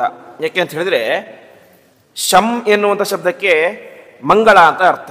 ಶಂಭು, ಶಂಕರ ಅಲ್ಲೆಲ್ಲ ಕೇಳಿದ್ವಿ ನಾವು. ಶಂ ಅಂತ ಹೇಳಿದ್ರೆ ಮಂಗಳ ಅಂತ. ಯಾರಿಗೆ ಅತಿಶಯಿತವಾದಂತಹ ಮಂಗಳ ಇದೆಯೋ, ಸುಖ ಇದೆಯೋ, ಅವರು ಈಶರು ಅಂತ. ಮುಕ್ತರಿಗೆ ಅವರು ಅನುಭವಿಸುವಂಥ ಸುಖಕ್ಕೆ ಕೊನೆ ಎಂಬುದು ಇಲ್ಲ. ನಿರಂತರವಾಗಿ ಅವರು ಸುಖವನ್ನು ಅನುಭವಿಸ್ತಾ ಇರ್ತಾರೆ. ಹಾಗಾಗಿ ಅವರು ಈಶರು. ಅವರನ್ನು ಕೂಡ ನಿಯಮನ ಮಾಡುವಂಥದ್ದು ಯಾರು? ಈ ಪರಮಾತ್ಮ. ಹಾಗಾಗಿ ಪರಮಾತ್ಮ ಈಶಾ ಪ್ಲಸ್ ಅನಹ ಈಶಾನಃ ಎಂಬುದಾಗಿ ಕರೆಸ್ಕೊಳ್ತಾನೆ. ಮಾಂಡೂಕ್ಯೋಪನಿಷತ್ತಿಗೆ ವ್ಯಾಖ್ಯಾನ ಮಾಡಬೇಕಾದ್ರೆ ಅಲ್ಲೂ ಆಚಾರ್ಯರು ತಿಳಿಸ್ತಾರೆ, ಮುಕ್ತಸ್ಯ ಸರ್ವವ್ಯಾಪಾರ ಹೇತುರೇವ ತುರೀಯಕಃ ಎಂಬುದಾಗಿ. ಹೀಗೆ ಮುಕ್ತರಿಗೂ ನಿಯಾಮಕನಾದಂಥವನು ಪರಮಾತ್ಮ, ಅದು ಈಶಾನ ಎಂಬುದಾಗಿ ಕರೆಸ್ಕೊಳ್ತಾನೆ. ಅದೇ ರೀತಿಯಾಗಿ ಋಗ್ವೇದದ ಒಂದು ಮಂತ್ರ ಈಶಾ ಆನಾಂ ವಾರ್ಯ ಆಣಾಂ ಶಯಂತಿ ಚರ್ಷಣೀನಾಂ ಎಂಬುದಾಗಿ, ಅಲ್ಲೂ ಕೂಡ ಪರಮಾತ್ಮನನ್ನ ಈಶಾನ ಅಂತ ಕರೀತಾರೆ. ಬ್ರಹ್ಮಾಂಡ ಪುರಾಣ ಹೇಳುತ್ತೆ ಈಶಾನಾದೇವ ಚೇಶಾನಃ ಎಂಬುದಾಗಿ. ಹೀಗೆ ಅನೇಕ ರೀತಿಯಾದಂತಹ ಪುರಾಣಗಳು, ಉಪನಿಷತ್ತುಗಳು ಪರಮಾತ್ಮನ ಈಶಾನ ಎನ್ನುವಂತಹ ಶಬ್ದದಿಂದ ಕರೆದಿದ್ದಾವೆ. ಇನ್ನೊಂದು ವಿಶಿಷ್ಟವಾದಂತಹ ಅರ್ಥ, ಈಶ ಅಂತ ಹೇಳಿದ್ರೆ ಪರಮಾತ್ಮ ಅಥವಾ ಬೇರೆ ಬ್ರಹ್ಮರುದ್ರಾದಿಗಳು, ಒಟ್ಟು ಗಂಡಸರಿಗೆ ಈಶಾ ಅಂತ ಕರೀತಾರೆ, ಒಡೆಯರು ಅಂತ. ಒಡತಿ ಅಂತ ಹೇಳಿದರೆ ಈಶಾ ಅಂತ. ಹಾಗಾಗಿ ಈಶಾ ಅಂದರೆ ಯಾರು? ಮಹಾಲಕ್ಷ್ಮೀ ದೇವಿ, ಇಡೀ ಜಗತ್ತಿನ ತಾಯಿಯಾದಂತಹ ಮಹಾಲಕ್ಷ್ಮೀ ದೇವಿ, ಅವಳು ಈಶಾ. ಆ ಈಶಾಳನ್ನು, ಮಹಾಲಕ್ಷ್ಮೀ ದೇವಿಯನ್ನು ಕೂಡ ನಿಯಮನ ಮಾಡುವಂಥವನು, ರೂಲ್ ಮಾಡುವಂಥವನು ಯಾರು? ಅದು ಪರಮಾತ್ಮ ಅಂತ ಲಕ್ಷ್ಮೀದೇವಿಯ ಪತಿ ಎನ್ನುವಂಥ ಅರ್ಥದಲ್ಲಿಯೂ ಕೂಡ ವಿಶೇಷವಾಗಿ ಈಶಾನಃ ಎನ್ನುವಂಥ ಶಬ್ದ ಅದು ಪ್ರಯುಕ್ತವಾಗಿದೆ. ಹೀಗೆ ಪರಮಾತ್ಮನಿಗೆ ಈಶಾನಃ ಎಂಬುದಾಗಿ ಹೆಸರು. ಮುಂದಿನ ನಾಮ ಪ್ರಾಣದಹ ಎಂಬುದಾಗಿ. ಪ್ರಾಣದಹ ಶಬ್ದಕ್ಕೆ ಅರ್ಥ ನಮಗೆಲ್ಲರಿಗೂ ಕೂಡ ಪ್ರಾಣಶಕ್ತಿಯನ್ನು ತಂದು ಕೊಡುವಂಥವನು ಪರಮಾತ್ಮ. ಹಾಗಾಗಿ ಪರಮಾತ್ಮನಿಗೆ ಪ್ರಾಣಃ ಎಂಬುದಾಗಿ ಹೆಸರು. ಹಿಂದೆ ನಾನು ಹೇಳಿದಂತೆ ಸಂಸ್ಕೃತದಲ್ಲಿ ಒಂದೇ ಅಕ್ಷರಕ್ಕೆ ಶಬ್ದಕ್ಕೆ ಅನೇಕ ರೀತಿಯ ಅರ್ಥಗಳಿರ್ತವೆ. ದಹ ಅನ್ನುವಂಥ ಶಬ್ದ ಇದೆ. ದಹ ಅಂತ ದದಾತಿ ಕೊಡುವಂಥವನು ಅಂತ ಅರ್ಥ ಇದೆ. ಅದೇ ರೀತಿ ದ್ಯತಿ ಅಂತಲೇ ನಾಶ ಮಾಡುವುದು, ಇಸ್ಕೊಳ್ಳೋದು ವಾಪಾಸು ಅಂತ. ಕೊಡುವುದು ಅನ್ನೋ ಅರ್ಥಕ್ಕೂ ಕೂಡ ದಹ ಅಂತ ಪ್ರಯೋಗ ಮಾಡ್ತಾರೆ, ನಾಶ ಮಾಡೋದಕ್ಕೂ ಕೂಡ ದಹ ಅಂತಲೇ ಪ್ರಯೋಗ ಮಾಡ್ತಾರೆ. ಹಾಗಾಗಿ ನಮಗೆಲ್ಲರಿಗೂ ಕೂಡ ಪ್ರಾಣವನ್ನು ಕೊಡುವಂಥವನು ಪರಮಾತ್ಮ. ಹಾಗಾಗಿ ಪ್ರಾಣದಹ. ಕೊನೆಗೆ ಆ ಪ್ರಾಣವನ್ನು ದ್ಯತಿ ನಮ್ಮನ್ನು ಕೊಲ್ಲುವಂಥವನು ಕೂಡ ಪರಮಾತ್ಮನೇ ಆಗಿದ್ದಾನೆ. ಹಾಗಾಗಿ ಪರಮಾತ್ಮನಿಗೆ ಪ್ರಾಣದಹ ಎಂಬುದಾಗಿ ಹೆಸರು ಅಂತ ವಿಶೇಷವಾಗಿ ವಿದ್ಯಾಧಿರಾಜ ತೀರ್ಥರು ವ್ಯಾಖ್ಯಾನ ಮಾಡಬೇಕು ಈಶಾನನ್ನು ತಿಳಿಸ್ತಾರೆ. ಪ್ರಾಣಾನ್ ದದಾತಿ ದ್ಯತಿ ಖಂಡಯತಿ ಎಂಬುದಾಗಿ ಅವರು ತಿಳಿಸ್ತಾರೆ. ಅದೇ ರೀತಿ ಸ್ವಯಂ ಗೀತೆಯಲ್ಲಿ ಪರಮಾತ್ಮ ಹೇಳುವಂತೆ ಶರೀರಂ ಯದವಾಪ್ನೋತಿ ಹೆಚ್ಚ ಪುತ್ಕ್ರಾಮತೀಶ್ವರ ಅಂತ. ಶರೀರ ಸಿಗುವುದು ಕೂಡ ಪರಮಾತ್ಮನಿಂದ, ಶರೀರದಿಂದ ಉತ್ಕ್ರಮಣ ಆಗುವುದು ಕೂಡ ಪರಮಾತ್ಮನಿಂದಾಗಿಯೇ. ಹಾಗೆಯಾಗಿ ಪರಮಾತ್ಮನಿಗೆ ಪ್ರಾಣದಹ ಎಂಬುದಾಗಿ ಹೆಸರು ಅಂತ ಅಲ್ಲಿ ತಿಳಿಸ್ತಾರೆ. ಅದೇ ರೀತಿಯಾಗಿ ಬ್ರಹ್ಮಸೂತ್ರ ಭಾಷೆಯಲ್ಲಿ ಆಚಾರ್ಯ ತಿಳಿಸ್ತಾರೆ, ಚೇಷ್ಟಾಯಾಂ ಬಾಹ್ಯವಾಯೋಚ ಮುಖ್ಯ ಪ್ರಾಣೇಚ ಗೀಯತೆ ಪ್ರಾಣಸ್ತಬ್ಧ ಸ್ಥಿತು ಹೇಷು ಅಂತ. ಈ ಪ್ರಾಣ ಎಂತ ಶಬ್ದವನ್ನು ಎರಡು ಕಡೆ ಪ್ರಯೋಗ ಮಾಡ್ತಾರೆ ಅಂತ. ಒಂದು ಮುಖ್ಯ ಪ್ರಾಣದೇವರಲ್ಲಿ, ಅದೇ ರೀತಿಯಾಗಿ ಚೇಷ್ಟೆಯಲ್ಲಿ ಅಂದರೆ ಕ್ರಿಯೆ, ಒಂದು ಕ್ರಿಯೆಗೆ ಯಾವ ಪ್ರಾಣ ಅಂತ ಕರೀತಾರೆ, ಅದೇ ರೀತಿಯಾಗಿ ಮುಖ್ಯ ಪ್ರಾಣದೇವರಿಗೆ ಕೂಡ ಪ್ರಾಣ ಅಂತ ಕರೀತಾರೆ. ಹೀಗೆ ಪ್ರಾಣದೇವರನ್ನು ಜಗತ್ತಿಗೆ ಕೊಟ್ಟವನು, ಅರ್ಥಾತ್ ಪ್ರಾಣದೇವರನ್ನು ಸೃಷ್ಟಿ ಮಾಡಿದಂಥವನು ಪರಮಾತ್ಮ. ಹಾಗಾಗಿ ಪ್ರಾಣದಹ. ಕೊನೆಗೆ ಪ್ರಾಣದೇವರನ್ನು ಸಂಹಾರ ಮಾಡುವಂಥವನು ಪರಮಾತ್ಮ. ಹಾಗಾಗಿ ಪರಮಾತ್ಮನಿಗೆ ಪ್ರಾಣದಹ ಅಂತ ಅನೇಕ ರೀತಿಯಲ್ಲಿ ಪರಮಾತ್ಮನಿಗೆ ಪ್ರಾಣದಹ ಎನ್ನುವಂತಹ ನಾಮವನ್ನು ತಿಳಿಸ್ತಾರೆ. ಇದಾದ ಮೇಲೆ ಮುಂದಿನ ಶಬ್ದ ಪರಮಾತ್ಮನಿಗೇನೆ ಪ್ರಾಣಃ ಎಂಬುದಾಗಿ ಹೆಸರು. ಪ್ರಾಣವನ್ನು ಕೊಡುವವನು ಅವನು, ಹಾಗಾಗಿ ಪ್ರಾಣದಹ. ಮುಂದೆ ಪ್ರಾಣಃ ಅಂತ. ಪ್ರಾಣಃ ಶಬ್ದಕ್ಕೆ ಅರ್ಥ ಅನಪ್ರಾಣನೆ ಅಂತ ಧಾತು. ಪ್ರಾಣ ಶಬ್ದಕ್ಕೆ ವಿಶೇಷವಾಗಿ ಕಾರ್ಯಗಳನ್ನು ಮಾಡುವಂಥವನು ಅಂತ. ಅಂದರೆ ಇಡೀ ಜಗತ್ತಿನ ಕಾರ್ಯವನ್ನು ಮಾಡುವಂಥವರು ಬ್ರಹ್ಮರುದ್ರಾದಿ ದೇವಾನು ದೇವತೆಗಳು. ಅವರೊಳಗಡೆ ಇದ್ದುಕೊಂಡು ಅವರ ಕೆಲಸವನ್ನು ಮಾಡುವಂಥವನು ಯಾರು? ಪರಮಾತ್ಮ. ಹಾಗಾಗಿ ಎಲ್ಲ ರೀತಿಯಾದಂತಹ ಕಾರ್ಯಗಳನ್ನು ಮಾಡುವಂಥವರು ಪ್ರಧಾನವಾಗಿ ಪರಮಾತ್ಮ. ಹಾಗಾಗಿ ಪರಮಾತ್ಮ ಪ್ರಾಣಃ, ಪ್ರಕರ್ಷವಾಗಿ ಕಾರ್ಯಗಳನ್ನು ಮಾಡುವಂಥವನು ಎಂಬುದಾಗಿ ಪರಮಾತ್ಮನಿಗೆ ಹೆಸರು. ಇನ್ನೊಂದು ಅರ್ಥ ಐತರೇಯೋಪನಿಷತ್ತು ಹೇಳುವಂತೆ ಪ್ರಾಣನಾಮ ಪ್ರಣೇತೃತ್ವಾತ್ ಸಾಕ್ಷಾತ್ ನಾರಾಯಣ ಸ್ವಯಂ ಅಂತ. ನಮ್ಮೆಲ್ಲರ ಒಳಗಡೆ ಇದ್ದುಕೊಂಡು ನಮ್ಮನ್ನು ನಿಯಮನ ಮಾಡುವಂಥವನು ಪರಮಾತ್ಮ. ಹಾಗಾಗಿ ಪರಮಾತ್ಮನಿಗೆ ಪ್ರಾಣ ಎಂಬುದಾಗಿ ಕರೀತಾರೆ ಅಂತ ತಿಳಿಸ್ತಾ ಇದ್ದಾರೆ. ಈ ರೀತಿಯಾಗಿ ಅನೇಕ ಕಡೆ ಪರಮಾತ್ಮನ ಪ್ರಾಣ ಶಬ್ದ ಕರೆದಿದ್ದಾರೆ. ಪ್ರಧಾನ ಅರ್ಥ ಪ್ರತಿಯೊಬ್ಬರಿಗೂ ಕೂಡ ನಿಯಾಮಕನಾದಂಥವನು ಎಂಬುದಾಗಿ ಪ್ರಾಣ ಎನ್ನುವಂಥ ಶಬ್ದಕ್ಕೆ ಅರ್ಥ. ಮುಂದಿನ ನಾಮ ಜ್ಯೇಷ್ಠ ಎಂಬುದಾಗಿ. ಜ್ಯೇಷ್ಠ ಶಬ್ದಕ್ಕೆ ಅರ್ಥ ನಮಗೆಲ್ಲ ಗೊತ್ತಿರುವಂತೆ ಜ್ಯೇಷ್ಠ ಅಂದರೆ ದೊಡ್ಡವನು ಅಂತ. ಪರಮಾತ್ಮ ಏನಾಗಿದ್ದಾನೆ? ಎಲ್ಲರಿಗಿಂತಲೂ ಕೂಡ ದೊಡ್ಡವನು. ಅದು ಯಾವುದೇ ಆಗಲಿ, ಬಲ ಆಗಲಿ, ಜ್ಞಾನ ಆಗಲಿ, ಆನಂದವಾಗಲಿ, ಅಥವಾ ವಯಸ್ಸಿನ ಲೆಕ್ಕದಲ್ಲಿ ಆಗಲಿ, ಪ್ರತಿಯೊಬ್ಬರು ಕೂಡ ಒಂದಿಷ್ಟು ವಯಸ್ಸು ಅಂತಿರುತ್ತೆ, ಮುಗಿದ್ಬಿಡ್ತಾ ಆಮೇಲೆ. ಆದರೆ ಪರಮಾತ್ಮ ಹಾಗಲ್ಲ, ಅನಾದಿ ಕಾಲದಿಂದ ಇದ್ದಾನೆ. ಹಾಗೆ ಎಲ್ಲರಿಗಿಂತಲೂ ಕೂಡ ಹಿರಿಯನಾದಂಥವನು ಯಾರು? ಅದು ಪರಮಾತ್ಮ. ಹಾಗಾಗಿ ಪರಮಾತ್ಮನಿಗೆ ಜ್ಯೇಷ್ಠ ಎಂಬುದಾಗಿ ಹೆಸರು. ಮುಂದಿನ ನಾಮ ಶ್ರೇಷ್ಠ ಅಂತ. ಸಾಮಾನ್ಯವಾಗಿ ಯಾರ್ಯಾರು ಜ್ಯೇಷ್ಠರಾಗಿರ್ತಾರೋ ಅವರು ಶ್ರೇಷ್ಠರಾಗಬೇಕಂತ ಅರ್ಥ ಏನೋ ನಿಯಮ ಇಲ್ಲ. ದೊಡ್ಡವರಾದವರು ಕೂಡ ಅವರು ಕೆಲವೊಮ್ಮೆ ಚಿಕ್ಕ ತಪ್ಪು ಕೆಲಸಗಳನ್ನು ಮಾಡ್ತಾ ಇರ್ತಾರೆ. ಆದರೆ ಪರಮಾತ್ಮ ಹಾಗಲ್ಲ, ಜ್ಯೇಷ್ಠನೂ ಆಗಿದ್ದಾನೆ, ಅದೇ ರೀತಿಯಾಗಿ ಶ್ರೇಷ್ಠನೂ ಆಗಿದ್ದಾನೆ. ಹಾಗಾಗಿ ಪರಮಾತ್ಮನಿಗೆ ಶ್ರೇಷ್ಠ ಎಂಬುದಾಗಿ ಹೆಸರು. ವಿಶೇಷವಾಗಿ ನಾವು ಯಾವ ಈ ಹರಿವಂಶ ಪುರಾಣದಲ್ಲಿ ಕೇಳ್ತೇವೆ. ಪಿತೃದೇವತೆಗಳು ಅಂತ ಇರ್ತಾರೆ. ಅವರು ವಾಸ್ತವಿಕವಾಗಿ ಅವರಿಗೆ ಬ್ರಹ್ಮದೇವರು ಶಾಪವನ್ನು ಕೊಡ್ತಾರೆ, ನಿಮ್ಮ ಜ್ಞಾನ ಎಲ್ಲವೂ ಕೂಡ ನಾಶವಾಗಿ ಹೋಗಲಿ ಅಂತ. ಆವಾಗ ಕೊನೆಗೆ ಅವ್ರು ಪ್ರಾರ್ಥನೆ ಮಾಡ್ತಾರೆ, ನಮಗೆ ಜ್ಞಾನ ಉಪದೇಶ ಮಾಡಿ ಅಂತ. ಆವಾಗ ಅವ್ರು ಹೇಳ್ತಾರೆ, ನೀವು ಜ್ಞಾನವನ್ನು ಪಡೆದುಕೊಳ್ಬೇಕು ಅಂತ ನಿಮ್ಮ ಮಕ್ಕಳ ಹತ್ರ ಹೋಗಬೇಕು ಅಂತ. ಆವಾಗ ನಾಚಿಕೆ ಆಗುತ್ತೆ, ಅವರು ನಮಗಿಂತ ಚಿಕ್ಕವರು, ಅವರ ಹತ್ರ ಹೋಗಿ ನಾವು ಹೇಗೆ ಜ್ಞಾನವನ್ನು ಉಪದೇಶ ಮಾಡಿ ಅಂತ ಕೇಳೋದು ಅಂತ. ಆವಾಗ ಬ್ರಹ್ಮದೇವರು ಹೇಳ್ತಾರೆ, ವಯಸ್ಸಾದ ಮಾತ್ರಕ್ಕೆ ಏನು ಪ್ರಯೋಜನ ಇಲ್ಲ, ಅವನು ಶ್ರೇಷ್ಠನಾಗಿದ್ದರೆ ಆವಾಗ ಅದರಿಂದ ಅವನ ಉದ್ಧಾರ ಆಗುತ್ತೆ. ನಿಮ್ಮ ಮಕ್ಕಳು ಒಳ್ಳೆಯ ಜ್ಞಾನಿಗಳಾಗಿದ್ದಾರೆ, ಶ್ರೇಷ್ಠರಾಗಿದ್ದಾರೆ, ಹಾಗಾಗಿ ನೀವು ಅವರ ಹತ್ರ ಹೋಗಿ ಜ್ಞಾನದ ಉಪದೇಶ ಪಡೆದುಕೊಳ್ಳಿ ಎಂಬುದಾಗಿ ಅಲ್ಲಿ ಹೋಗಿ ತಿಳಿಸ್ತಾರೆ.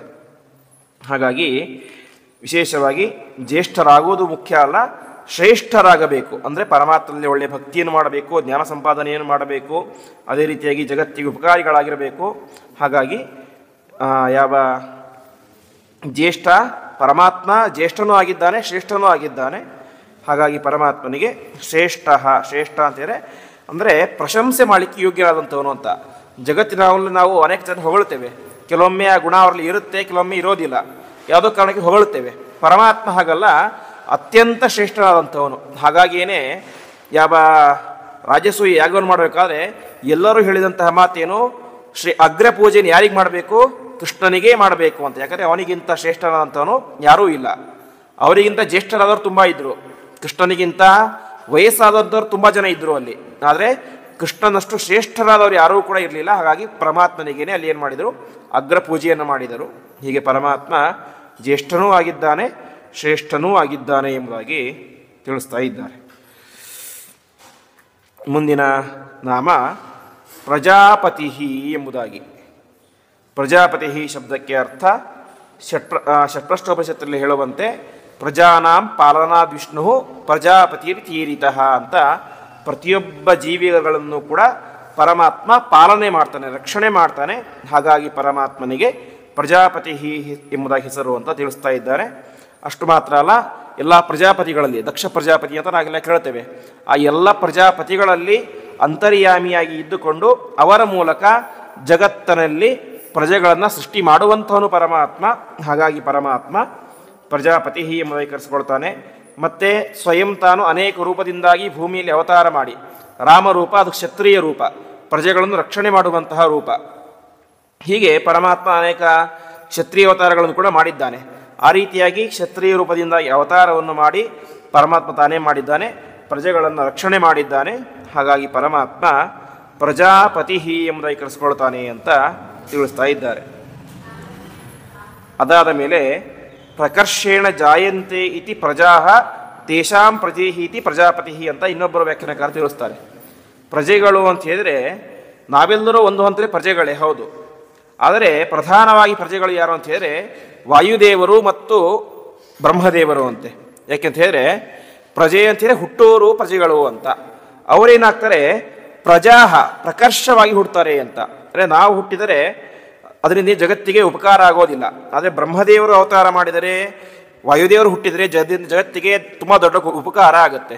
ಹಾಗಾಗಿ ಅವರಿಬ್ಬರು ಕೂಡ ಪ್ರಜೆಗಳು, ಶ್ರೇಷ್ಠ ಪ್ರಜೆಗಳು ಅಂತ. ಅವರಿಗೂ ಒಡೆಯನಾದಂಥವನು ಯಾರು, ಪರಮಾತ್ಮ. ಹಾಗಾಗಿ ಪರಮಾತ್ಮನಿಗೆ ಪ್ರಜಾಪತಿ ಹೆಸರು ಎಂಬುದಾಗಿ ತಿಳಿಸ್ತಾ ಇದ್ದಾರೆ. ಮುಂದಿನ ನಾಮ ಹಿರಣ್ಯ ಗರ್ಭ ಎಂಬುದಾಗಿ. ಸಾಮಾನ್ಯವಾಗಿ ಗರ್ಭ ಎಂಬುದು ಹೆಂಗಸರಿಗೆ ಇರುತ್ತೆ, ಹೆಂಗಸರ ಗರ್ಭದಿಂದಾಗಿ ಮಕ್ಕಳು ಹುಟ್ಟುತ್ತಾರೆ. ಆದರೆ ಪರಮಾತ್ಮನ ಹೊಟ್ಟೆ ಅದು ಕೂಡ ಒಂದು ಗರ್ಭ ಅಂತ. ಯಾಕೆಂದರೆ ಇಡೀ ಬ್ರಹ್ಮಾಂಡವನ್ನೇ ಸೃಷ್ಟಿ ಮಾಡಿದಂಥ ದೊಡ್ಡ ಗರ್ಭ ಹೊಟ್ಟೆ, ಅದು ಪರಮಾತ್ಮನ ಗರ್ಭ. ಪರಮಾತ್ಮ ಹೊಕ್ಕಳಿನಿಂದಾಗಿಯೇ ಕಮಲ ಬಂತು, ಕಮಲದಿಂದಾಗಿ ಬ್ರಹ್ಮದೇವರು ಬಂದು ಅದರ ಮೂಲಕ ಜಗತ್ತೆಲ್ಲವೂ ಕೂಡ ಸೃಷ್ಟಿಯಾಯಿತು. ಹಾಗಾಗಿ ಪರಮಾತ್ಮನ ಹೊಟ್ಟೆಗೆ ಗರ್ಭ ಅಂತ ಕರೆದಿದ್ದಾರೆ. ಅದು ಎಂತಹ ಗರ್ಭ, ಹಿರಣ್ಯ ಗರ್ಭ. ಅಂದರೆ ಬಂಗಾರ ಯಾವ ರೀತಿ ಸುಂದರವಾಗಿ, ಹಿರಣ್ಯ ಅಂತ ಹೇಳಿದ್ರೆ ನಿಜವಾದಂತಹ ಅರ್ಥ ಲೋಕದಲ್ಲಿ ಪ್ರಸಿದ್ಧವಾದದ್ದು ಬಂಗಾರ ಅಂತ. ಅರೆ ಮೂಲತಃ ಹಿರಣ್ಯ ಶಬ್ದಕ್ಕೆ ಅರ್ಥ ಅಂತ ಹೇಳಿದರೆ ಯಾವುದು ಹಿತವಾಗಿ ಇರುತ್ತೋ ಮತ್ತು ರಮಣೀಯವಾಗಿ ಸುಂದರವಾಗಿ ಇರುತ್ತೋ ಅದಕ್ಕೆ ಹಿರಣ್ಯ ಅಂತ. ಹಿ ಅಂಥೇಳಿ ಹಿತ, ರಣ್ಯ ಅಂಥೇಳಿ ರಮಣೀಯ ಸುಂದರವಾದದ್ದು ಅಂತ. ಯಾವುದು ಹಿತವಾಗಿರುತ್ತೋ ಮತ್ತು ರಮಣೀಯವಾಗಿರುತ್ತೋ ಅದಕ್ಕೆ ಹಿರಣ್ಯ ಅಂತ. ಇವತ್ತು ಬಂಗಾರದಿಂದ ಎಲ್ರಿಗೂ ಖುಷಿಯಾಗುತ್ತೆ, ಬಂಗಾರ ತುಂಬ ಸುಂದರವಾಗಿರುತ್ತೆ ಅಂತ ಅದಕ್ಕೆ ಹಿರಣ್ಯ ಅಂತ ಕರೀತಾರೆ. ಪರಮಾತ್ಮನ ಹೊಟ್ಟೆ ಹೇಗಿದೆ, ಗರ್ಭ ಹೇಗಿದೆ ಅಂತ ಹೇಳಿದ್ರೆ ಹಿತವಾದದ್ದು, ಇಡೀ ಜಗತ್ತನ್ನೇ ಉದ್ಧಾರ ಮಾಡುವಂಥದ್ದು ಮತ್ತು ರಮಣೀಯ ಸುಂದರವಾದದ್ದು ಅಂತ. ನಾವು ಯಥಾಸ್ತೋತ್ರದಲ್ಲಿ ಕೇಳ್ತೇವೆ ಪ್ರಾರಂಭದ ಅಧ್ಯಾಯದಲ್ಲಿ, ಪರಮಾತ್ಮನ ಹೊಟ್ಟೆ ಇದ್ದಂತೆಯೇ ತ್ರಿವಳಿಗಳು ಇದ್ದಾವೆ, ಅತ್ಯಂತ ಸುಂದರವಾಗಿ ಇದೆ ಎಂಬುದಾಗಿ ಪರಮಾತ್ಮನ ಬಗ್ಗೆ ತಿಳಿಸ್ತಾರೆ. ಒಲಿತ್ರಯಾಂಕಿತಂ ನಿತ್ಯಂ ಉಪಗೂಢಂ ಶ್ರೇಯಿಕಯ ಅಂತ ತಿಳಿಸ್ತಾರೆ. ಒಲಿತ್ರೆ 3 ಒಳಿಗಳಿದ್ದಾವೆ, ಆ ರೀತಿಯಾಗಿ ಪರಮಾತ್ಮನ ಹೊಟ್ಟೆ ಎಂಬುದು ಅತ್ಯಂತ ಸುಂದರವಾಗಿದೆ ಅಂತ ತಿಳಿಸ್ತಾರೆ ಆಚಾರ್ಯರು. ಹಾಗೆ ಹಿರಣ್ಯಗರ್ಭ, ಸುಂದರವಾದಂತಹ ಹೊಟ್ಟೆ ಇರುವಂಥವನು ಪರಮಾತ್ಮ, ಹಾಗಾಗಿ ಪರಮಾತ್ಮನಿಗೆ ಹಿರಣ್ಯಗರ್ಭ ಎಂಬುದಾಗಿ ಹೆಸರು. ಇನ್ನೊಂದು ರೀತಿಯಾದಂತಹ ಅರ್ಥ, ಹಿರಣ್ಯ ಅಂತ ಹೇಳಿದ್ರೆ ಸುಖ, ಸುಖಕ್ಕೆ ಹಿರಣ್ಯ ಎಂಬುದಾಗಿ ಹೆಸರು. ಗರ್ಭ ಅಂತ ಹೇಳಿದ್ರೆ ಹೊಟ್ಟೆ, ಅಂದರೆ ಪರಮಾತ್ಮ ಯಾವಾಗಲೂ ಕೂಡ ಸುಖ ಸ್ವರೂಪಿಯಾಗಿ ಇರ್ತಾನೆ. ಸುಖ ಎಂಬುದು ಅವನು ಬಿಟ್ಟು ಇಲ್ಲ, ಅವನ ಸ್ವರೂಪವೇನೇ ಸುಖವಾಗಿದೆ. ಹಾಗಾಗಿ ಪರಮಾತ್ಮ ಹಿರಣ್ಯಗರ್ಭ, ಯಾವಾಗಲೂ ಕೂಡ ಸುಖ ಸ್ವರೂಪಿಯಾಗಿ ಇರುವಂಥವನು ಎಂಬುದಾಗಿ ಕರೀತಾರೆ. ಅದಾದ ಮೇಲೆ ಹಿರಣ್ಯಗರ್ಭ ಅಂತಲೇ ಇನ್ನೊಂದು ಅರ್ಥ. ಹಿರಣ್ಯ ಅಂದರೆ ಈ ಬ್ರಹ್ಮಾಂಡಕ್ಕೆ ಹಿರಣ್ಯ ಅಂತ ಹೆಸರು ಅಂತ. ಯಾಕೆಂತ ಹೇಳಿದ್ರೆ ಈ ಬ್ರಹ್ಮಾಂಡ ಹೆಸರೇ ಹೇಳುವಂತೆ ಅಂಡ ಮೊಟ್ಟೆಯ ಆಕಾರದಲ್ಲಿ ಇದೆ. ಯಾವ ಕಲರ್ ಇದೆ ಅಂತ ಹೇಳಿದ್ರೆ ಬಂಗಾರದ ಕಲರ್ ಇದೆ ಅಂತ ತಿಳಿಸ್ತಾರೆ. ಹಾಗಾಗಿ ಹಿರಣ್ಯ ಅಂತ ಹೇಳಿದ್ರೆ ಬಂಗಾರ, ಅಂದರೆ ಬ್ರಹ್ಮಾಂಡ. ಆ ಬ್ರಹ್ಮಾಂಡ ಗರ್ಭ ಅಂದರೆ ಬ್ರಹ್ಮಾಂಡದ ಒಳಗಡೆ ಇರುವಂಥವನು ಪರಮಾತ್ಮ. ಹಾಗಾಗಿ ಬ್ರಹ್ಮಾಂಡದ ಗರ್ಭದೊಳಗೆ ಇರುವಂಥವನು ಪರಮಾತ್ಮ. ಹಾಗಾಗಿ ಪರಮಾತ್ಮನಿಗೆ ಹಿರಣ್ಯ ಗರ್ಭ ಅಂತ ಹೆಸರು. ಅಂದರೆ ಪರಮಾತ್ಮ ಬ್ರಹ್ಮಾಂಡದ ಒಳಗಡೆನೂ ಇದ್ದಾನೆ, ಹೊರಗಡೆನೂ ಇದ್ದಾನೆ, ವ್ಯಾಪ್ತವಾಗಿ ಇದ್ದಾನೆ. ಹಾಗಾಗಿ ಒಂದರ್ಥದಲ್ಲಿ ಬ್ರಹ್ಮಾಂಡವೇ ಪರಮಾತ್ಮನಿಗೆ ಗರ್ಭ ಅಂತ ಕರೆಸ್ಕೊಳ್ಳುತ್ತೆ. ಇನ್ನು ಬ್ರಹ್ಮಾಂಡಕ್ಕೆ ಪರಮಾತ್ಮ ಏನಾಗಿದ್ದಾನೆ? ಗರ್ಭನಾಗಿದ್ದಾನೆ. ಹೀಗೆ ಪರಮಾತ್ಮ ಹಿರಣ್ಯ ಗರ್ಭ, ಜಗತ್ತಿನ ಒಳಗೂ ಮತ್ತು ಹೊರಗೂ ವ್ಯಾಪ್ತನಾಗಿ ಇರುವಂಥವನು ಎನ್ನುವುದು ಹಿರಣ್ಯ ಗರ್ಭ ಎನ್ನುವಂತಹ ಶಬ್ದದ ಅರ್ಥ. ಮುಂದಿನ ನಾಮ ಭೂಗರ್ಭ ಎಂಬುದಾಗಿ.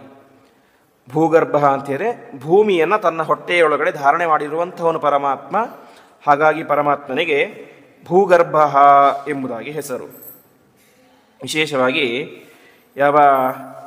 ನಾವು ಯಶೋದೆಯ ಕಥೆಯನ್ನು ಕೇಳ್ತೇವೆ. ಯಶೋದೆ ಹತ್ತಿರ ಪರಮಾತ್ಮ ಮಣ್ಣು ತಿಂದ ಅಂತ ಬಲರಾಮಾದಿಗಳು ಬಂದು ಸುಳ್ಳು ಹೇಳ್ತಾರೆ. ತಿಂದಿರ್ತಾನೆ ಪರಮಾತ್ಮ.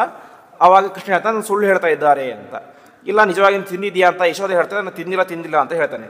ಕೊನೆಗೆ ಬೇಕಾದರೆ ನೋಡುವಂಥ ಬಾಯಿ ತೆಗೆದು ನೋಡಿದಾಗ ಆ ಪರಮಾತ್ಮನ ಬಾಯಿಯಲ್ಲಿ ವಿಶಿಷ್ಟವಾದಂತಹ ಇಡೀ ಬ್ರಹ್ಮಾಂಡವನ್ನು, ಭೂಮಿಯನ್ನು, ಅದರ ಒಳಗಡೆ ಯಶೋದೆ ತಾನಿರುವಂತಹ ನಂದ ಗೋಕುಲವನ್ನು, ಅದರಲ್ಲಿ ಯಶೋದೆಯನ್ನು ಕೂಡ ತಾನು ಕಾಣ್ತಾಳೆ ಅಂತ ನಾವು ಕೇಳ್ತೇವೆ ಭಾಗವತದಲ್ಲಿ. ಆ ರೀತಿಯಾಗಿ ತನ್ನ ಒಳಗಡೆ, ಹೊಟ್ಟೆಯೊಳಗಡೆ ಇಡೀ ಬ್ರಹ್ಮಾಂಡವನ್ನೇ ಧಾರಣೆ ಮಾಡಿದಂಥವನು ಪರಮಾತ್ಮ. ಭೂಮಿಯನ್ನು ಧಾರಣೆ ಮಾಡಿದ್ದಾನೆ. ಹಾಗಾಗಿ ಪರಮಾತ್ಮನಿಗೆ ಭೂಗರ್ಭ ಎಂಬುದ ಹೆಸರು ಅಂತ ತಿಳಿಸ್ತಾ ಇದ್ದಾರೆ. ಅದೇ ರೀತಿಯಾಗಿ ಸ್ವಯಂ ಗೀತೆಯಲ್ಲಿ ಅರ್ಜುನನಿಗೆ ವಿಶ್ವರೂಪದ ದರ್ಶನ ಆದಾಗ ಅವನಿಗೆ ಆ ಪರಮಾತ್ಮನಲ್ಲಿ ಅನೇಕ ರೀತಿಯಾದ ಎಲ್ಲ 14 ಲೋಕಗಳು ಕೂಡ ಪರಮಾತ್ಮನಲ್ಲಿ ಕಾಣಿಸ್ತವೆ. ಇಡೀ 14 ಲೋಕಗಳನ್ನು ಪರಮಾತ್ಮ ಹೊತ್ತುಕೊಂಡಿರುವಂತಹ ವಿಶ್ವರೂಪದ ದರ್ಶನ ಅರ್ಜುನನಿಗೆ ಆಗುತ್ತೆ. ಹಾಗಾಗಿ ಎಲ್ಲವನ್ನು ಕೂಡ ಹೊತ್ತಂತವನು ಪರಮಾತ್ಮ. ಹಾಗಾಗಿ ಪರಮಾತ್ಮನಿಗೆ ಭೂಗರ್ಭ ಎಂಬುದಾಗಿ ಹೆಸರು. ಇನ್ನೊಂದು ಲಕ್ಷ್ಮೀದೇವಿಗೆ ಭೂ ಎಂಬುದ ಹೆಸರಿದೆ, ಭೂದೇವಿ ಅಂತ. ಆ ಭೂದೇವಿ ಏನಾಗಿದ್ದಾಳೆ? ಯಾವಾಗಲೂ ಕೂಡ ಗರ್ಭ, ಪರಮಾತ್ಮನ ಹೊಟ್ಟೆಯನ್ನು ಆಲಿಂಗಿಸಿಕೊಂಡಿದ್ದಾಳೆ ಅಂತ ಇದರಲ್ಲಿ ಕೇಳ್ತೇವೆ ದಾಸಸ್ತೋತ್ರದಲ್ಲಿ. ಒಲಿತ್ರಯಾಂಕಿತಂ ನಿತ್ಯಂ ಉಪಗೂಢಂ ಶ್ರೇಯಿಕಯ. ಶ್ರೇಯ ಅಂದರೆ ಲಕ್ಷ್ಮೀದೇವಿ ಯಾವಾಗಲೂ ಕೂಡ ಅದನ್ನು ಆಲಿಂಗನ ಮಾಡಿಕೊಂಡಿದ್ದಾಳೆ ಅಂತ ತಿಳಿಸ್ತಾರೆ. ಹಾಗೆ ಅದೇ ಅರ್ಥ ಇಲ್ಲಿ. ಭೂರೂಪಿಯಾದಂತಹ ಲಕ್ಷ್ಮೀದೇವಿಯಿಂದಾಗಿ ನಿರಂತರವಾಗಿ ಪರಮಾತ್ಮನ ಹೊಟ್ಟೆ ಅದು ಆಲಿಂಗನ ಮಾಡಿಕೊಳ್ಳಲ್ಪಟ್ಟಿದೆ. ಹಾಗಾಗಿ ಪರಮಾತ್ಮನಿಗೆ ಭೂಗರ್ಭ ಎಂಬುದ ಹೆಸರು ಅಂತ ತಿಳಿಸ್ತಾ ಇದ್ದಾರೆ. ಮುಂದಿನ ನಾಮ ಮಾಧವ ಎಂಬುದಾಗಿ. ಮಾಧವ ಶಬ್ದಕ್ಕೆ ಅರ್ಥ ಮಾ ಅಂತ ಹೇಳಿದ್ರೆ ಲಕ್ಷ್ಮೀದೇವಿ. ಮಾಯಾ ಧವ ಮಾಧವ ಅಂತ ಆ ಲಕ್ಷ್ಮೀದೇವಿಯ ಪತಿಯಾದಂಥವನು ಪರಮಾತ್ಮ. ಹಾಗಾಗಿ ಪರಮಾತ್ಮನಿಗೆ ಮಾಧವ ಎಂಬುದಾಗಿ ಹೆಸರು. ಸಾಮಾನ್ಯವಾಗಿ ಪತಿ ಮತ್ತು ಪತ್ನಿ ಎನ್ನುವಂಥ ಸಂಬಂಧ ಅದು ಒಂದು ವಯಸ್ಸಿನಲ್ಲಿ ಮದುವೆ ಅಂತ ಆಗುತ್ತೆ. ಆ ಜನ್ಮದಲ್ಲಿ ಅವರಿಬ್ಬರು ಗಂಡ ಹೆಂಡತಿಯರು, ಮತ್ತೆ ಮುಗೀತು ಅಲ್ಲಿಗೆ. ಆದರೆ ಪರಮಾತ್ಮ ಮತ್ತು ಲಕ್ಷ್ಮೀದೇವಿಗಿರುವಂಥ ಈ ಪತಿ ಪತ್ನಿ ಎನ್ನುವಂಥ ಸಂಬಂಧ ಅದು ಯಾವುದೋ ಜನ್ಮ, ಯಾವುದೋ ಯುಗ, ಯಾವುದೋ ಕಲ್ಪ ಅದಕ್ಕೆ ಸಂಬಂಧಪಟ್ಟಿದ್ದಲ್ಲ. ಅವರಿಬ್ಬರು ಕೂಡ ಅನಾದಿ ಕಾಲದಿಂದ ಅನಂತ ಕಾಲದವರೆಗೆ ಅವಿಚ್ಛಿನ್ನ ನಿತ್ಯ ದಂಪತಿಗಳು. ಲಕ್ಷ್ಮೀದೇವಿ ಯಾವ ರೀತಿ ನಿತ್ಯ ಮುಕ್ತಳೋ ಅದೇ ರೀತಿಯಾಗಿ ಅವರಿಬ್ಬರು ಕೂಡ ಏನಾಗಿದ್ದಾರೆ, ನಿತ್ಯ ದಂಪತಿಗಳಾಗಿದ್ದಾರೆ. ನಿತ್ಯ ಗಂಡ ಹೆಂಡತಿಯರು ಯಾರು? ಆ ಮಹಾಲಕ್ಷ್ಮೀ ದೇವಿ ಮತ್ತು ಪರಮಾತ್ಮ. ಹಾಗಾಗಿ ಪರಮಾತ್ಮನಿಗೆ ಮಾಧವ, ಲಕ್ಷ್ಮೀದೇವಿಯ ಪತಿಯಾಗಿರುವಂಥವನು ಎಂಬುದಾಗಿ ತಿಳಿಸ್ತಾ ಇದ್ದಾರೆ. ಹಾಗಾಗಿ ಪರಮಾತ್ಮ ಯಾವುದೇ ಅವತಾರವನ್ನು ಮಾಡಲಿ, ಪರಮಾತ್ಮ ಅವತಾರ ಮಾಡಿದಾಗ ಅವನಿಗೆ ಯಾರೇ ಪತ್ನಿಯರಾಗಲಿ, ಅಲ್ಲಿ ಲಕ್ಷ್ಮೀದೇವಿಯ ಸನ್ನಿಧಾನ ಇರಲೇಬೇಕು. ಲಕ್ಷ್ಮೀದೇವಿಯ ಸನ್ನಿಧಾನ ಇಲ್ಲದೆ ಹೋದರೆ ಅವರು ಪರಮಾತ್ಮನಿಗೆ ಪತ್ನಿಯರಾಗಲಿಕ್ಕೆ ಸಾಧ್ಯ ಇಲ್ಲ. ಹಾಗಾಗಿ ಪರಮಾತ್ಮ ಮತ್ತು ಲಕ್ಷ್ಮೀದೇವಿಯರ ಪತಿಪತ್ನಿ ಎನ್ನುವ ಸಂಬಂಧ ಅದು ನಿಯತನೇ ನಿತ್ಯವಾದದ್ದು. ಅದು ವ್ಯತ್ಯಾಸ ಮಾಡಲಿಕ್ಕೆ ಸರ್ವಥ ಯಾರಿಂದಲೂ ಕೂಡ ಸಾಧ್ಯ ಇಲ್ಲ. ಹಾಗಾಗಿ ಪರಮಾತ್ಮ ಮಾಧವ ಎಂಬುದಾಗಿ ಕರೆಸ್ಕೊಳ್ತಾನೆ ಅಂತ. ಅದೇ ರೀತಿಯಾಗಿ ಮಾಧವ ಅಂತೇಳಿ ಸಂಸ್ಕೃತದಲ್ಲಿ ಮಾ ಅನ್ನೋದಕ್ಕೆ ಬೇಡ ಅಂತ ಅರ್ಥ ಇದೆ. ಮಾ ಅಂದರೆ ನೋ ಅಂತ. ಧವ ಅಂತೇಳಿ ಗಂಡ, ಒಡೆಯ, ಸ್ವಾಮಿ ಅಂತ ಅರ್ಥ. ಪರಮಾತ್ಮನಿಗೆ ಇನ್ನೊಬ್ಬ ಒಡೆಯರು ಅನ್ನೋದು ಮಾ ಇಲ್ಲ. ಹಾಗಾಗಿ ಪರಮಾತ್ಮ ಮಾಧವ ಅಂತ. ಒಂದರ್ಥ ಲಕ್ಷ್ಮೀಪತಿ ಅಂತ, ಇನ್ನೊಂದು ಅರ್ಥ ಪರಮಾತ್ಮನಿಗೆ ಇನ್ನೊಬ್ಬ ಒಡೆಯರು, ರೂಲ್ ಮಾಡೋರು ಇಲ್ಲ ಅಂತ ಪರಮಾತ್ಮನಿಗೆ ಮಾಧವ ಎಂಬುದಾಗಿ ಹೆಸರು. ಇನ್ನು ಮಾಧವ ಶಬ್ದಕ್ಕೆ ಅರ್ಥ ಮಧುವಂಶದಲ್ಲಿ ಬಂದಂಥವನು ಪರಮಾತ್ಮ ಅಂತ. ಅಂದರೆ ಈ ಯಾದವರ ಕುಲಕ್ಕೆ ಒಬ್ಬ ಮಧು ಎನ್ನುವಂಥ ಒಬ್ಬ ವ್ಯಕ್ತಿ ಇದ್ದ, ಅವನು ಮೂಲ ಪುರುಷ ಅಂತ ತಿಳಿಸ್ತಾರೆ. ಹಾಗಾಗಿ ಆ ವಂಶಕ್ಕೆ ಯಾದವ ವಂಶ ಅಂತಲೂ ಹೆಸರಿತ್ತು, ಅದೇ ರೀತಿ ಮಧುವಂಶ ಅಂತಲೂ ಹೆಸರಿತ್ತು. ಹಾಗಾಗಿ ಆ ಮಧುವಂಶದಲ್ಲಿ ಪರಮಾತ್ಮ ಅವತಾರ ಮಾಡಿದ. ಹಾಗಾಗಿ ಪರಮಾತ್ಮನಿಗೆ ಮಾಧವ ಎಂಬುದ ಹೆಸರು ಅಂತ ತಿಳಿಸ್ತಾ ಇದ್ದಾರೆ. ಮುಂದೆ 74ನೇ ನಾಮ ಮಧುಸೂದನ ಎಂಬುದಾಗಿ. ಮಧುಸೂದನ ಶಬ್ದಕ್ಕೆ ಅರ್ಥ, ಯಾವಾಗ ಚತುರ್ಮುಖ ಬ್ರಹ್ಮದೇವರು ವೇದಗಳನ್ನು ಉಚ್ಚಾರಣೆ ಮಾಡ್ತಾ ಇದ್ರು, ಉಚ್ಚಾರಣೆ ಮಾಡಬೇಕಾದ್ರೆ ಏನಾಗುತ್ತೆ, ಆ ಮಧು ಎನ್ನುವಂತಹ ದೈತ್ಯ ತಾನೇನು ಮಾಡ್ತಾನೆ, ವೇದಗಳನ್ನು ಅಪಹಾರ ಮಾಡ್ತಾನೆ. ಆ ರೀತಿಯಾಗಿ ಅಪಹಾರ ಮಾಡಿದಾಗ ಪರಮಾತ್ಮ ಹಯಗ್ರೀವ ಎನ್ನುವಂಥ ವಿಶಿಷ್ಟವಾದಂಥ ರೂಪ, ನರಸಿಂಹ ರೂಪ ಯಾವ ರೀತಿಯಾಗಿ ದೇಹ ಮನುಷ್ಯನದ್ದು, ತಲೆ ಮಾತ್ರ ಸಿಂಹದ್ದು, ಅದೇ ರೀತಿ ಹಯಗ್ರೀವ ಎನ್ನುವಂಥ ರೂಪವು ಕೂಡ ದೇಹ ಮನುಷ್ಯರದ್ದು, ತಲೆ ಮಾತ್ರ ಕುದುರೆಯದ್ದು. ಆ ರೀತಿಯ ಹಯಗ್ರೀವ ಎನ್ನುವಂಥ ರೂಪವನ್ನು ತಾಳಿ ಪರಮಾತ್ಮ ಏನು ಮಾಡಿದ, ಆ ಮಧು ಎನ್ನುವಂಥ ದೈತ್ಯನನ್ನು ವಿಶೇಷವಾಗಿ ಸಂಹಾರ ಮಾಡಿದ. ಮಹಾಭಾರತ ಶಾಂತಿಪರ್ವದಲ್ಲಿ ಮಾತನ್ನು ತಿಳಿಸ್ತಾರೆ.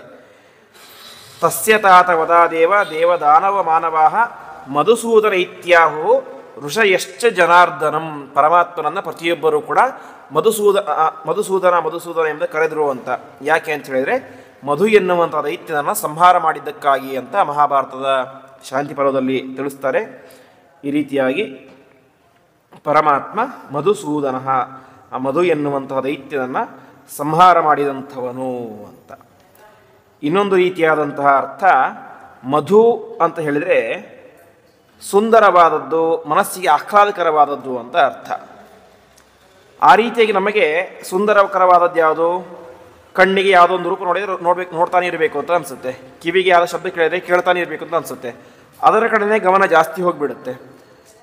ಪರಮಾತ್ಮ ಏನು ಮಾಡ್ತಾನೆ, ಯೋಗ್ಯರಾದಂತಹ ವ್ಯಕ್ತಿಗಳಿಗೆ ಆ ವಿಷಯಗಳನ್ನು ನಾಶ ಮಾಡ್ತಾನೆ ಅಂತ. ಅಂದರೆ ಯೋಗ್ಯ ವ್ಯಕ್ತಿಗಳು ಒಂದು ವೇಳೆ ಕೆಟ್ಟ ಮಾರ್ಗದಲ್ಲಿ ಹೋಗ್ತಾ ಇದ್ದರೆ ಅವರ ಆ ಕೆಟ್ಟ ಮಾರ್ಗವನ್ನು ಪರಮಾತ್ಮ ನಾಶ ಮಾಡಿ ಅವರನ್ನು ಮತ್ತೆ ಒಳ್ಳೆಯ ಮಾರ್ಗದಲ್ಲಿ ತರ್ತಾನೆ. ಹಾಗಾಗಿ ಪರಮಾತ್ಮನಿಗೆ ಮಧುಸೂದನ ಎಂಬುದಾಗಿ ಹೆಸರು. ಇನ್ನೊಂದು ಅರ್ಥ ವಿಶೇಷವಾಗಿ ಮಧುಸೂದನ ಅಂತೇಳಿ ಭಾಗವತ ತಾತ್ಪರ್ಯದಲ್ಲಿ ಆಚಾರ್ಯರು ಹೇಳುವಂತೆ ಮಧುಂ ನಾಮ ಸುಖಂ ವಿದ್ಯಾತ್ ಎಂಬುದಾಗಿ, ಮಧು ಅಂತೆ ಸುಖ ಅಂತ ಅರ್ಥ. ಪರಮಾತ್ಮ ಸುಖವನ್ನು ನಾಶ ಮಾಡ್ತಾನೆ, ಹಾಗಾಗಿ ಪರಮಾತ್ಮನಿಗೆ ಸುಖ ಮಧುಸೂದನ ಎಂಬ ಹೆಸರು ಅಂತ.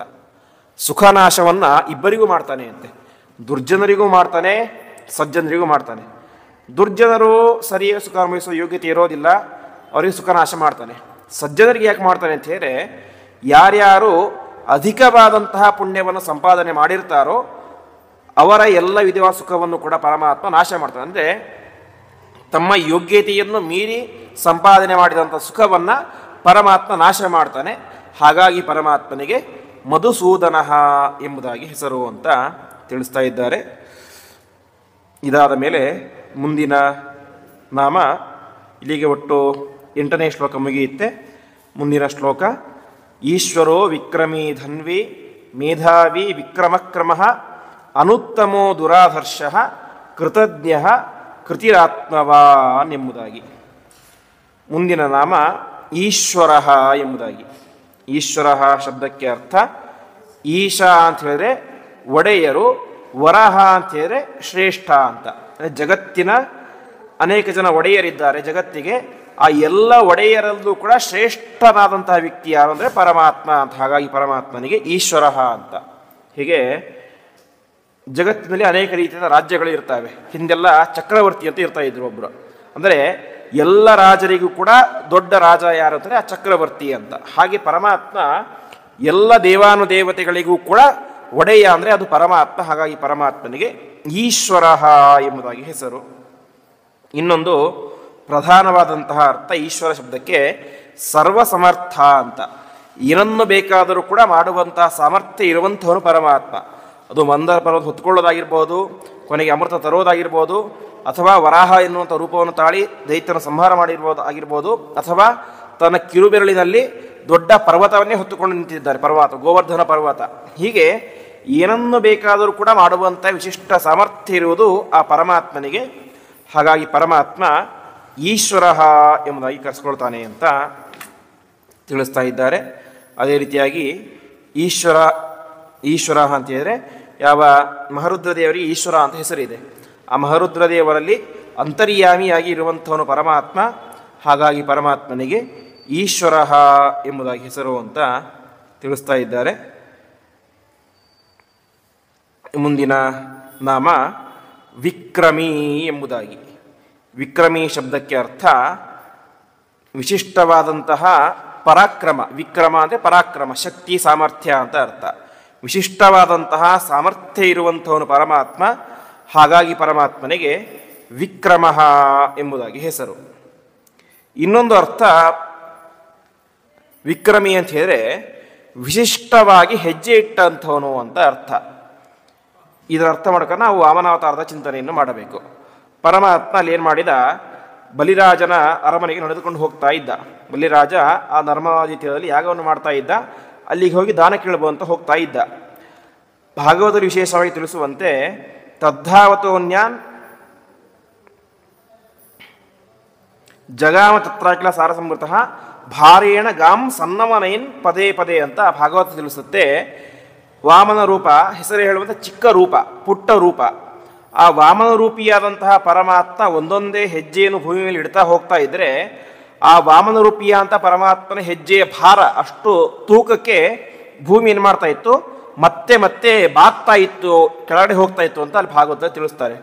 ಆ ರೀತಿಯಾಗಿ ವಿಕ್ರಮ ವಿಶಿಷ್ಟವಾದಂಥ ಹೆಜ್ಜೆಯನ್ನು ಇಟ್ಟಂಥವನು ಪರಮಾತ್ಮ. ಭೂಮಿಯೇ ಬಾಗುವಂತೆ ಇರುವುದು ಚಿಕ್ಕ ರೂಪ, ಆದರೆ ಹೆಜ್ಜೆಯ ಭಾರ ಮಾತ್ರ ಜಾಸ್ತಿ ಇತ್ತು. ಆ ರೀತಿಯಾಗಿ ತನ್ನ ವಿಶಿಷ್ಟವಾದಂಥ ಹೆಜ್ಜೆಯನ್ನು ಇಟ್ಟಂಥವನು ಪರಮಾತ್ಮ. ಹಾಗಾಗಿ ಪರಮಾತ್ಮನಿಗೆ ವಿಕ್ರಮಿ ಎಂಬುದಾಗಿ ಹೆಸರು. ಇನ್ನೊಂದು ಅರ್ಥ ವಿಕ್ರಮಿ ಅಂತ ಹೇಳಿದರೆ ಅವನ ಮುಂದೆ ಇಟ್ಟಂಥ ಹೆಜ್ಜೆಗಳು ಇನ್ನೂ ವಿಶಿಷ್ಟವಾದದ್ದು. ವಿಕ್ರಮಿ 3 ಹೆಜ್ಜೆಗಳನ್ನು ಇಟ್ಟು ತಾನೇ ಮಾಡಿದ, ಬಲಿರಾಜನನ್ನು ನಿಗ್ರಹವನ್ನು ಮಾಡಿದ. ಮೊದಲ ಹೆಜ್ಜೆಯಿಂದಾಗಿ ಸಮಸ್ತ ಮೇಲ್ಗಡೆ ಲೋಕವನ್ನು ಅಳಿದು ಬಿಟ್ಟ. ಮುಂದೆ ಎಲ್ಲ ಕೆಳಗಡೆಯ ಲೋಕ, 3ನೇ ಹೆಜ್ಜೆ ಇಡಲಿಕ್ಕೆ ಜಾಗವೇ ಇಲ್ಲ. ಅಂಥ ಸಂದರ್ಭದಲ್ಲಿ ತಾನೇ ಮಾಡಿದ ಪರಮಾತ್ಮ ವಿಕ್ರಮ. ತನ್ನ ವಿಶಿಷ್ಟವಾದಂತಹ ಒಂದು ಕ್ರಮದಿಂದಾಗಿ ತಾನೇ ಮಾಡಿದ. ಆ ಬಲಿಚಕ್ರವರ್ತಿಯ ತಲೆ ಮೇಲೇನೆ ತನ್ನ ಕಾಲನ್ನು ಇಟ್ಟು ಅವನನ್ನು ನಿಗ್ರಹ ಮಾಡಿದ. ಕೊನೆಗೆ ಅವನ ಉದ್ಧಾರವನ್ನು ಕೂಡ ಮಾಡಿದ.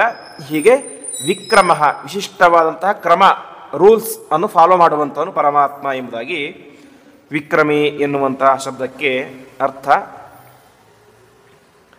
ಅದೇ ರೀತಿಯಾಗಿ ಸತ್ಯಸಂಧ ತೀರ್ಥರು ವ್ಯಾಖ್ಯಾನ ಮಾಡಬೇಕಾದ್ರೆ ಇದಕ್ಕೆ ಒಂದು ವಿಚಾರವನ್ನು ತಿಳಿಸ್ತಾರೆ. ವಿಕ್ರಮಿ ಶಬ್ದಕ್ಕೆ ಇನ್ನೊಂದು ಅರ್ಥ ಏನಂತಿದ್ರೆ ಕ್ರಮ ಅಂದರೆ ತಾರತಮ್ಯ ಅಂತ ಅರ್ಥ. ಕ್ರಮ ಶಬ್ದಕ್ಕೆ ತಾರತಮ್ಯ ಅಂತ ಅರ್ಥ ಇದೆ. ಪರಮಾತ್ಮ ಏನಾಗಿದ್ದಾನೆ ವಿಕ್ರಮಿ ಅಂತ ಅಂದರೆ ಪರಮಾತ್ಮ ಅನೇಕ ಅವತಾರಗಳನ್ನು ಮಾಡ್ತಾನೆ, ಅನೇಕ ರೂಪಗಳಿದ್ದಾವೆ. ನಮ್ಮಲ್ಲಿ ಒಂದೊಂದು ರೀತಿಯ ಬಿಂಬರೂಪದಿಂದ ಇದ್ದಾನೆ. ರಾಮ, ಕೃಷ್ಣ, ವೇದವ್ಯಾಸ ಅಂತ ಅನೇಕ ರೂಪಗಳಿದ್ದಾವೆ. ಈ ಎಲ್ಲ ರೂಪಗಳಲ್ಲೂ ಕೂಡ ಏನಿಲ್ಲ, ಕ್ರಮ ಅನ್ನೋದಿಲ್ಲ. ಅಂದರೆ ತಾರತಮ್ಯ ಅನ್ನೋದು ಯಾವ ರೂಪಗಳಲ್ಲೂ ಕೂಡ ಇಲ್ಲ. ಹಾಗಾಗಿ ಪರಮಾತ್ಮನಿಗೆ ವಿಕ್ರಮಿ ವಿಗತ ಕ್ರಮ ತಾರತಮ್ಯ ಎಂಬುದು ಪರಮಾತ್ಮನಲ್ಲಿ ಅವನ ರೂಪಗಳಲ್ಲಿ ಇಲ್ಲ. ಹಾಗಾಗಿ ಪರಮಾತ್ಮನಿಗೆ ವಿಕ್ರಮಿ ಎಂಬುದ ಹೆಸರು ಅಂತ ಸತ್ಯಸಂಧ ತೀರ್ಥರು ತಿಳಿಸ್ತಾರೆ. ಹೀಗೆ ಪರಮಾತ್ಮ ಅವನ ಯಾವ ರೂಪಗಳಲ್ಲೂ ಕೂಡ ತಾರತಮ್ಯ ಇಲ್ಲದೇ ಇರುವಂಥವನು ಅಂತ. ಅದಾದ ಮೇಲೆ ವಿಕ್ರಮಿ ಅಂದರೆ ವೇದಗಳು ವಿಶೇಷವಾಗಿ ವೇದವ್ಯಾಸರೂಪಿಯಾದ ಪರಮಾತ್ಮನ ಅವತಾರ ಆಗಿದ್ದೇನೆ ಯಾವುದಕ್ಕೋಸ್ಕರ, ವೇದಗಳನ್ನು ವಿಭಾಗ ಮಾಡಲಿಕ್ಕೋಸ್ಕರ. ಅಲ್ಲಿ ತನಕ ವೇದಗಳು ಇದ್ವು, ಇಲ್ಲ ಅಂತಲ್ಲ, ಆದರೆ ವ್ಯತ್ಯಾಸಗಳಾಗಿಬಿಟ್ಟಿದ್ದು. ಒಂದು ಮಂತ್ರ ಇಲ್ಲೆಲ್ಲೋ ಇರೋದು, ಇನ್ನೊಂದು ಮಂತ್ರ ಇನ್ನೇನೆಲ್ಲೋ ಇರೋದು, ಹೀಗೆ ಪ್ರತಿಯೊಂದು ಕೂಡ ಸಂಬಂಧವೇ ಇರಲಿಲ್ಲ. ಹಾಗಾಗಿ ಪರಮಾತ್ಮ ಏನು ಮಾಡಿದ, ವೇದವ್ಯಾಸ ರೂಪದಿಂದಾಗಿ ಅವತಾರವನ್ನು ಮಾಡಿ ವಿಕ್ರಮಿ, ಅದನ್ನು ಕ್ರಮಪೂರ್ವಕವಾಗಿ ಇದಾದ ಮೇಲೆ ಇದು, ಇದಾದ ಮೇಲೆ ಈ ಮಂತ್ರ, ಇದೆ ಈ ಮಂತ್ರ ಅಂತ ಕ್ರಮಪೂರ್ವಕವಾಗಿ ವೇದಗಳನ್ನು ವಿಭಾಗ ಮಾಡಿದ. ಹಾಗಾಗಿ ಪರಮಾತ್ಮನಿಗೆ ವಿಕ್ರಮ ಎಂಬುದಾಗಿ ಹೆಸರು ಅಂತ ತಿಳಿಸ್ತಾ ಇದ್ದಾರೆ. ಅದೇ ರೀತಿ ಇನ್ನೊಂದು ಅರ್ಥ, ವೇದಗಳು ಅವು ನಿತ್ಯ, ಪರಮಾತ್ಮನ ಬುದ್ಧಿಯಲ್ಲಿ ಯಾವಾಗಲೂ ಇರ್ತವೆ. ಅಂತಹ ವೇದಗಳನ್ನು ನಿರಂತರವಾಗಿ ರಕ್ಷಣೆ ಮಾಡುವುದು ಅದು ಪರಮಾತ್ಮ. ವೇದಗಳು ನಿತ್ಯ, ಸ್ವತಃ ನಿತ್ಯ ಅಲ್ಲ, ಪರಮಾತ್ಮ ಅದು ರಕ್ಷಣೆ ಮಾಡ್ತಾ ಇದ್ದಾನೆ, ಆದ್ದರಿಂದಾಗಿ ಅವು ನಿತ್ಯ. ಹಾಗಾಗಿ ನಿರಂತರವಾಗಿ ವೇದಗಳನ್ನು ತನ್ನ ತಲೆಯಲ್ಲಿ ಕ್ರಮಪೂರ್ವಕವಾಗಿ, ಅಂದರೆ ಇದಾದ ಮೇಲೆ ಇದು ಅಂತ ಕ್ರಮಬದ್ಧವಾಗಿ ಇಟ್ಟುಕೊಂಡು ರಕ್ಷಣೆ ಮಾಡುವಂಥವನು ಪರಮಾತ್ಮ. ಹಾಗಾಗಿ ಪರಮಾತ್ಮನಿಗೆ ವಿಕ್ರಮಿ ಎಂಬ ಹೆಸರು ಅಂತ ತಿಳಿಸ್ತಾ ಇದ್ದಾರೆ. ಹೀಗೆ ವಿಶಿಷ್ಟವಾಗಿ ಹೆಜ್ಜೆಯನ್ನು ಇಟ್ಟಂಥವನು ಪರಮಾತ್ಮ, ವೇದಗಳನ್ನು ಕ್ರಮ ಪ್ರಕಾರವಾಗಿ ವಿಭಾಗ ಮಾಡಿ ಅದನ್ನು ರಕ್ಷಣೆ ಮಾಡುವಂಥವನು ಪರಮಾತ್ಮ ಅಂತ ಪರಮಾತ್ಮನಿಗೆ ವಿಕ್ರಮಿ ಎಂಬುದಾಗಿ ಹೆಸರು. ಮುಂದಿನ ನಾಮ ಧನ್ವಿ ಎಂಬುದಾಗಿ. ಧನ್ವಿ ಶಬ್ದಕ್ಕೆ ಅರ್ಥ ಯಾರ ಹತ್ತಿರ ಧನುಸ್ಸು ಇದೆಯೋ ಅವರೆಲ್ಲರೂ ಕೂಡ ಧನ್ವಿ ಅಂತ. ಪರಮಾತ್ಮ ವಿಶಿಷ್ಟವಾದಂತಹ ಶಾರ್ಂಗ ಎಂಬಂತಹ ಧನುಸ್ಸನ್ನು ಧಾರಣೆ ಮಾಡಿರ್ತಾನೆ. ಹಾಗಾಗಿ ಪರಮಾತ್ಮನಿಗೆ ಧನ್ವಿ ಎಂಬುದ ಹೆಸರು ಅಂತ ಕರೀತಾ ಇದ್ದಾರೆ. ವಿಶಿಷ್ಟವಾಗಿ ಯಾವ ಮಹಾಭಾರತದಲ್ಲಿ ಒಂದು ಮಾತನ್ನು ತಿಳಿಸುತ್ತೆ. ಉದ್ಯೋಗ ಪರ್ವತದಲ್ಲಿ 3 ಧನುಸ್ಸುಗಳು ತುಂಬ ಶ್ರೇಷ್ಠವಾದದ್ದು ಅಂತ. ಯಾವ್ದ್ಯಾವುದು ಅಂತ ಹೇಳಿದ್ರೆ, ವಾರುಣಂ ಗಾಂಡೀವಂ ತತ್ರ ಮಾಹೇಂದ್ರಂ ವಿಜಯಂ ಧನು ಶಾರ್ಗಂ ತು ವೈಷ್ಣವಂ ಪ್ರಾಹು ದಿವ್ಯಂ ತೇಜೋಮಯಂ ಧನು ಧಾರಯಾಮ ಸತ್ಕೃಷ್ಣ ಪರಸೇನಾ ಭಯಾವಹಂ ಅಂತ. 3 ಧನುಸ್ಸುಗಳು ತುಂಬ ಶ್ರೇಷ್ಠವಾದದ್ದು ಅಂತ. ಒಂದು ಗಾಂಡೀವ ಧನುಸ್ಸು, ಇನ್ನೊಂದು ಇಂದ್ರನ ಹತ್ತಿರ ಇರುವಂಥ ವಿಜಯ ಎಂಬಂತಹ ಧನುಸ್ಸು, ಅದೇ ರೀತಿಯಾಗಿ ಪರಮಾತ್ಮ ಹತ್ತಿರ ಇರುವಂತಹ ಶಾರ್ಗ ಎಂಬಂತಹ ಧನುಸ್ಸು. ಅದರಲ್ಲೂ ಕೂಡ ಶಾರ್ಗ ಧನುಸ್ಸು ತುಂಬ ಶ್ರೇಷ್ಠವಾದದ್ದು. ಯಾಕೆಂತೇಳಿದ್ರೆ ಪರಸೇನಾ ಭಯಾವಹಂ, ಎದುರುಗಡೆ ಇರುವಂತಹ ಸೇನೆ ಶತ್ರುಗಳು ಆ ಒಂದು ಧನುಸ್ಸನ್ನು ನೋಡಿದರೆ ಏನೇ ಅವ್ರು ಏನು ಮಾಡ್ತಾರೆ, ಹೆದರಿಕೊಂಡು ಬಿಡ್ತಾರೆ. ಹಾಗಾಗಿ ಆ ಧನುಸ್ಸು ಅತ್ಯಂತ ಶ್ರೇಷ್ಠವಾದದ್ದು ಅಂತ ತಿಳಿಸ್ತಾರೆ. ಈ ರೀತಿಯಾಗಿ ಪರಮಾತ್ಮ ಧನ್ವಿ, ವಿಶೇಷವಾಗಿ ಧನುಸ್ಸನ್ನು ಧಾರಣೆ ಮಾಡಿದಂಥವನು ಪರಮಾತ್ಮ ಎಂಬುದಾಗಿ ತಿಳಿಸ್ತಾ ಇದ್ದಾರೆ. ಅದೇ ರೀತಿಯಾಗಿ ಯಾವ ಪರಶುರಾಮ ದೇವರ ಮೂಲಕ ಪರಮಾತ್ಮ ಏನು ಮಾಡಿದ, ಧನುಸ್ಸನ್ನು ಪಡೆದುಕೊಂಡ, ವೈಷ್ಣವ ಧನುಸ್ಸನ್ನು ಪಡೆದುಕೊಂಡ. ಹಾಗಾಗಿ ಪರಮಾತ್ಮ ಧನ್ವಿ ಅಂತ. ರಾಮಾವತಾರದಲ್ಲಿ ಅವರು ಒಂದು ಧನುಸ್ಸನ್ನು ಕೊಡ್ತಾರೆ. ಹಾಗಾಗಿ ಪರಮಾತ್ಮ ಧನ್ವಿ ಎಂಬುದಾಗಿ ಕರೆಸ್ಕೊಳ್ತಾನೆ. ಅದೇ ರೀತಿಯಾಗಿ ಧನ್ವಿ ಅಂತೇಳಿ ವಿಶೇಷವಾಗಿ ಮಹಾಭಾರತದ ಪ್ರಸಿದ್ಧ ಯಾರು ಅಂತೇಳಿ ಅರ್ಜುನ ಒಳ್ಳೆಯ ಶ್ರೇಷ್ಠ ಬಿಲ್ಗಾರ ಅಂತ. ಹಾಗಾಗಿ ಆ ಅರ್ಜುನನ ಒಳಗಡೆ ಇದ್ದುಕೊಂಡು ಅವನಿಗೆ ಆ ಧನುಸ್ಸನ್ನು ಧಾರಣೆ ಮಾಡುವಂತಹ ಶಕ್ತಿಯನ್ನು ಕೊಟ್ಟದ್ದು ಪರಮಾತ್ಮ. ಹಾಗಾಗಿ ಪರಮಾತ್ಮ ಯಾವ ಧನ್ವಿ ಅಂತ ಕರೆಸ್ಕೊಳ್ತಾನೆ. ಅದೇ ರೀತಿಯಾಗಿ ಗಾಂಡೀವ ಧನುಸ್ಸು, ಅದನ್ನು ಕೂಡ ಪರಮಾತ್ಮನ ಅನುಗ್ರಹದಿಂದಾಗಿಯೇ ಯಾವ ಅರ್ಜುನ ಸಂಪಾದನೆ ಮಾಡಿದ್ದು. ಹಾಗಾಗಿ ಪರಮಾತ್ಮ ಧನ್ವಿ ಎಂಬುದಾಗಿ ತಿಳಿಸ್ತಾ ಇದ್ದಾರೆ. ಹೀಗೆ ಧನ್ವಿ ಶಬ್ದಕ್ಕೆ ಈ ರೀತಿಯಾಗಿ ಅರ್ಥ ಇದೆ. ಇದೆಲ್ಲವೂ ಕೂಡ ಮೇಲ್ನೋಟದ ಅರ್ಥ. ನಿಜವಾಗಿ ಆಂತರ್ಯ ಏನು ಅಂತ ಹೇಳಿದ್ರೆ, ಧನ್ವಿ ಶಬ್ದಕ್ಕೆ ಯಾಕೆ ಪರಮಾತ್ಮನಿಗೆ ಕರೀತಾರೆ ಅಂತ ಹೇಳಿದ್ರೆ, ಉಪನಿಷತ್ತು ಹೇಳುವಂತೆ ಪ್ರಣವೋ ಧನು ಶರೋಹ್ಯಾತ್ಮ ಬ್ರಹ್ಮ ತಲ್ಲಕ್ಷ ಮುಚ್ಚತೆ ಶರವತ್ ತನ್ಮಯೋ ಭವೇತ್ ಎಂಬುದಾಗಿ ತಿಳಿಸ್ತಾರೆ. ಅಂದರೆ ಒಂದು ಬಿಲ್ಲು ಬಾಣ ಏನು ಮಾಡುತ್ತೆ, ಬಾಣ ಗುರಿಯನ್ನು ಮುಟ್ಟಿದರೆ ಸಾರ್ಥಕ ಅಂತ. ಹಾಗೆ ನಾವೆಲ್ಲರೂ ಕೂಡ ಒಂದು ಬಾಣ ಇದ್ದಂತೆ ಅಂತ. ನಾವೆಲ್ಲರೂ ಕೂಡ ಹೋಗಿ ಒಂದು ಟಾರ್ಗೆಟನ್ನು ಸೇರಬೇಕು. ಯಾವುದು ಟಾರ್ಗೆಟ್ ಯಾವುದು ಅಂತ ಹೇಳಿದ್ರೆ, ಬ್ರಹ್ಮ ತಲ್ಲಕ್ಷ ಮುಚ್ಚಿದೆ, ಪರಮಾತ್ಮನೇ ನಮ್ಮ ಟಾರ್ಗೆಟ್ ಆಗಿರಬೇಕು, ಪರಮಾತ್ಮನ ನಾವು ಮುಟ್ಟಬೇಕು. ಸರಿ, ನಾವು ಬಾಣ, ಪರಮಾತ್ಮ ಟಾರ್ಗೆಟ್ ಆಯಿತು. ಬಿಲ್ಲು ಬೇಕಲ್ಲ, ಬಿಲ್ಲು ಇದ್ರೇ ಚೆನ್ನಾಗಿ ಎಳೆದು ಬಿಡ್ಲಿಕ್ಕೆ ಸಾಧ್ಯ. ಕೊನೆಗೆ ಬಿಲ್ಲು ಯಾವುದು ಅಂತ ಹೇಳಿದ್ರೆ ಅಲ್ಲಿ ಹೇಳ್ತಾರೆ ಪ್ರಣವೋ ಧನುಹು ಅಂತ. ಪ್ರಣವವೇ ಧನುಸ್ಸು. ಪ್ರಣವ ಅಂದರೆ ಓಂಕಾರ ಎನ್ನುವಂಥ ಮಂತ್ರ, ಅದರ ವಿಸ್ತಾರವಾದಂಥ ವೇದಗಳು ಅವೆಲ್ಲವೂ ಕೂಡ ಧನುಸ್ಸಿದ್ದಂತೆ. ಅಂದರೆ ನಾವು ವೇದಗಳ ಮೂಲಕ ಓಂಕಾರದ ಮೂಲಕ ಪರಮಾತ್ಮ ತಿಳಿಬೇಕು ಅಂತ. ಅಂದರೆ ಏನಾಯಿತು, ಧನ್ವಿ ಶಬ್ದಕ್ಕೆ ಅರ್ಥ ಪರಮಾತ್ಮ ಓಂಕಾರದಿಂದಾಗಿ ಪ್ರತಿಪಾದ್ಯನಾದಂಥವನು. ಧನುಸ್ಸು ಅಂದರೆ ಪ್ರಣವ, ಅದರಿಂದಾಗಿ ಪ್ರತಿಪಾದ್ಯನಾದಂಥವನು ಪರಮಾತ್ಮ. ಹಾಗಾಗಿ ಪರಮಾತ್ಮನಿಗೆ ಧನ್ವಿ ಎಂಬುದಾಗಿ ಕರಿಬೇಕು ಅಂತ ತಿಳಿಸ್ತಾ ಇದ್ದಾರೆ. ಮುಂದಿನ ನಾಮ ಮೇಧಾವಿ ಎಂಬುದಾಗಿ. ಮೇಧಾವಿ ಶಬ್ದಕ್ಕೆ ಅರ್ಥ ಯಾರಲ್ಲಿ ಮೇಧಾಶಕ್ತಿ ಅಂದರೆ ಒಳ್ಳೆಯ ಬುದ್ಧಿ ಎಂಬುದು ಇರುತ್ತೋ ಅವನು ಮೇಧಾವಿ ಅಂತ. ಮೇಧ ಅಂತ ಹೇಳಿದ್ರೆ ನೆನಪಿಟ್ಟುಕೊಳ್ಳೋದು ಅಂತ ಅರ್ಥ ಅಷ್ಟೇ. ಒಳ್ಳೆಯ ಧಾರಣ ಶಕ್ತಿಗೆ ಮೇಧಾವಿ ಅಂತ ಕರೀತಾರೆ.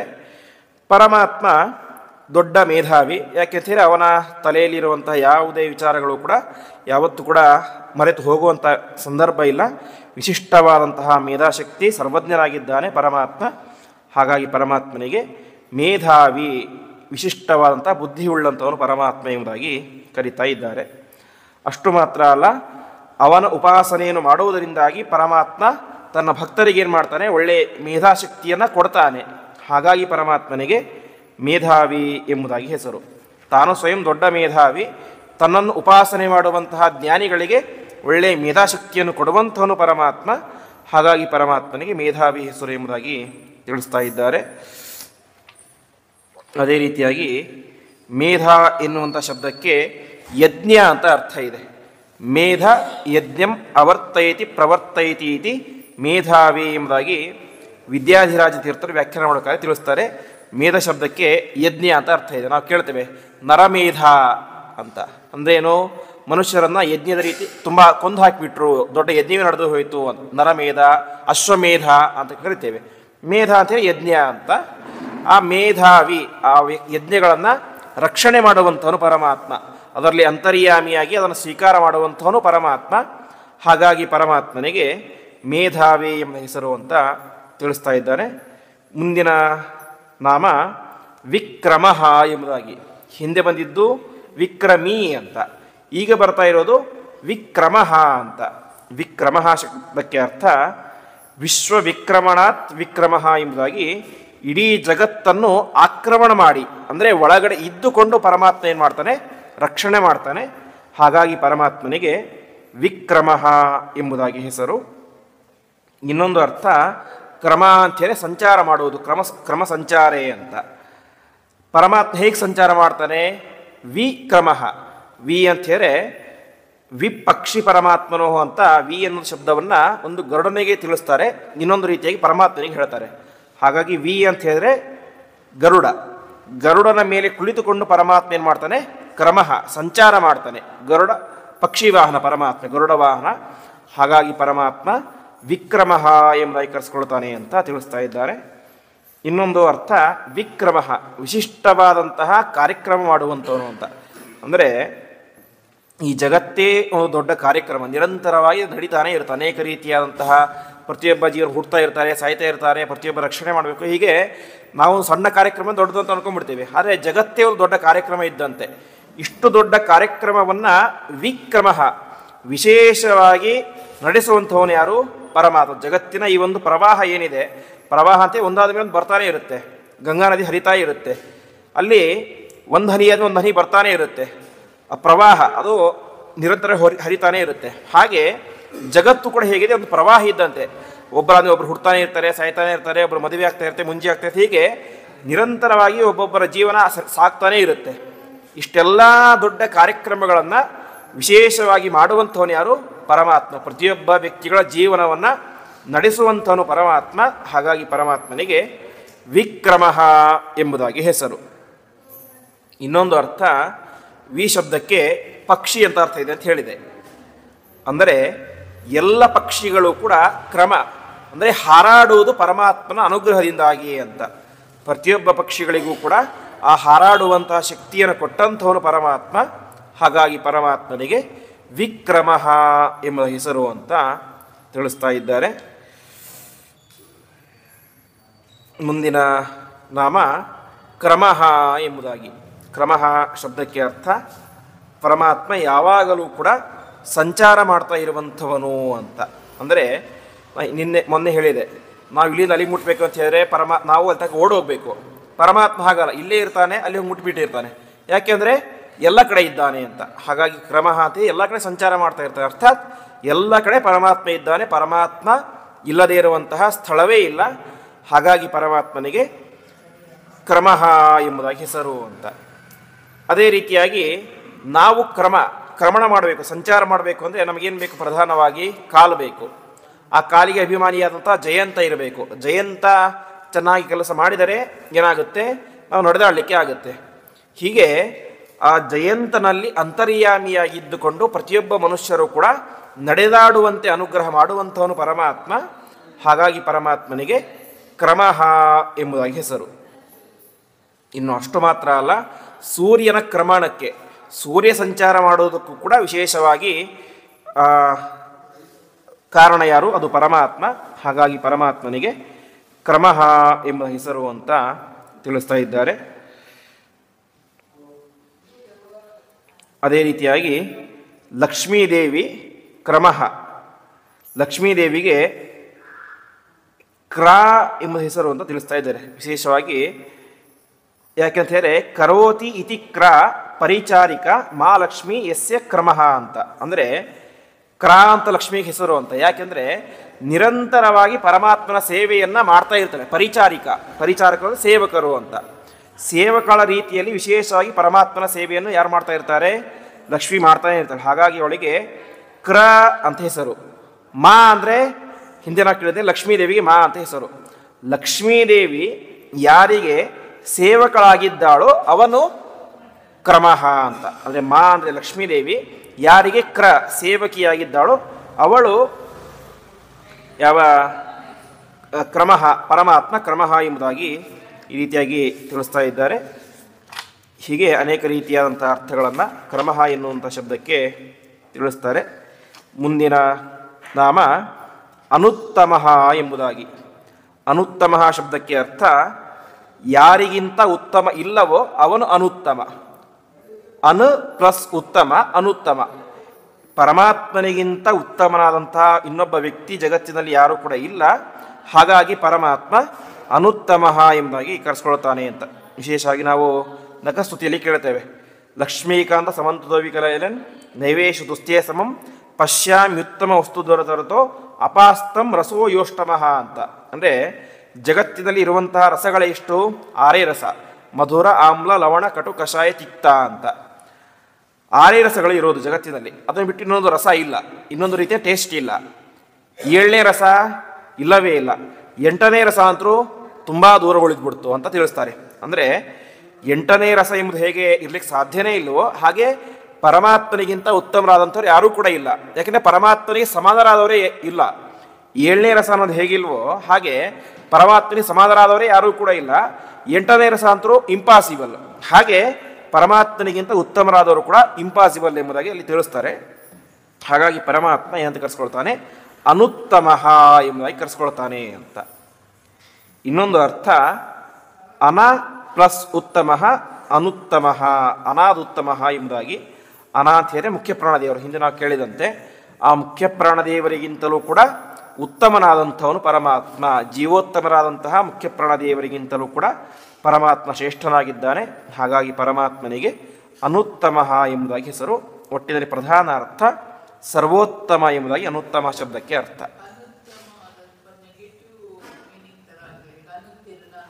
ಅಲ್ಲ, ಹಾಗಲ್ಲ. ಅಲ್ಲ, ಅದು ಗುಣನೇ ಅಲ್ಲ.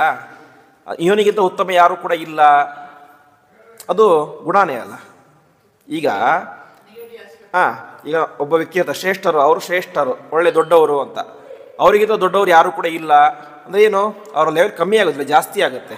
ಅವರೇ ತುಂಬ ದೊಡ್ಡವರು ಅಂತ. ಅನುತ್ತೀರ್ಣ ಆ ಅರ್ಥ ಬೇರೆ, ಅದು ಫೇಲ್ ಆದ ಅಂತ ಅರ್ಥ ಆಗುತ್ತೆ. ಅಂತ ಅನ್ನೋದು ಇಲ್ಲ ಅಂತ ಅರ್ಥ ಅಷ್ಟೇ. ಅವನಿಗಿಂತ ಉತ್ತಮರು ಅನ್ನೋದಿಲ್ಲ. ಹಾಗಾಗಿ ಪರಮಾತ್ಮ ಏನಾಗ್ತಾನೆ? ಶ್ರೇಷ್ಠ ಆಗ್ತಾನೆ ಅಂತ.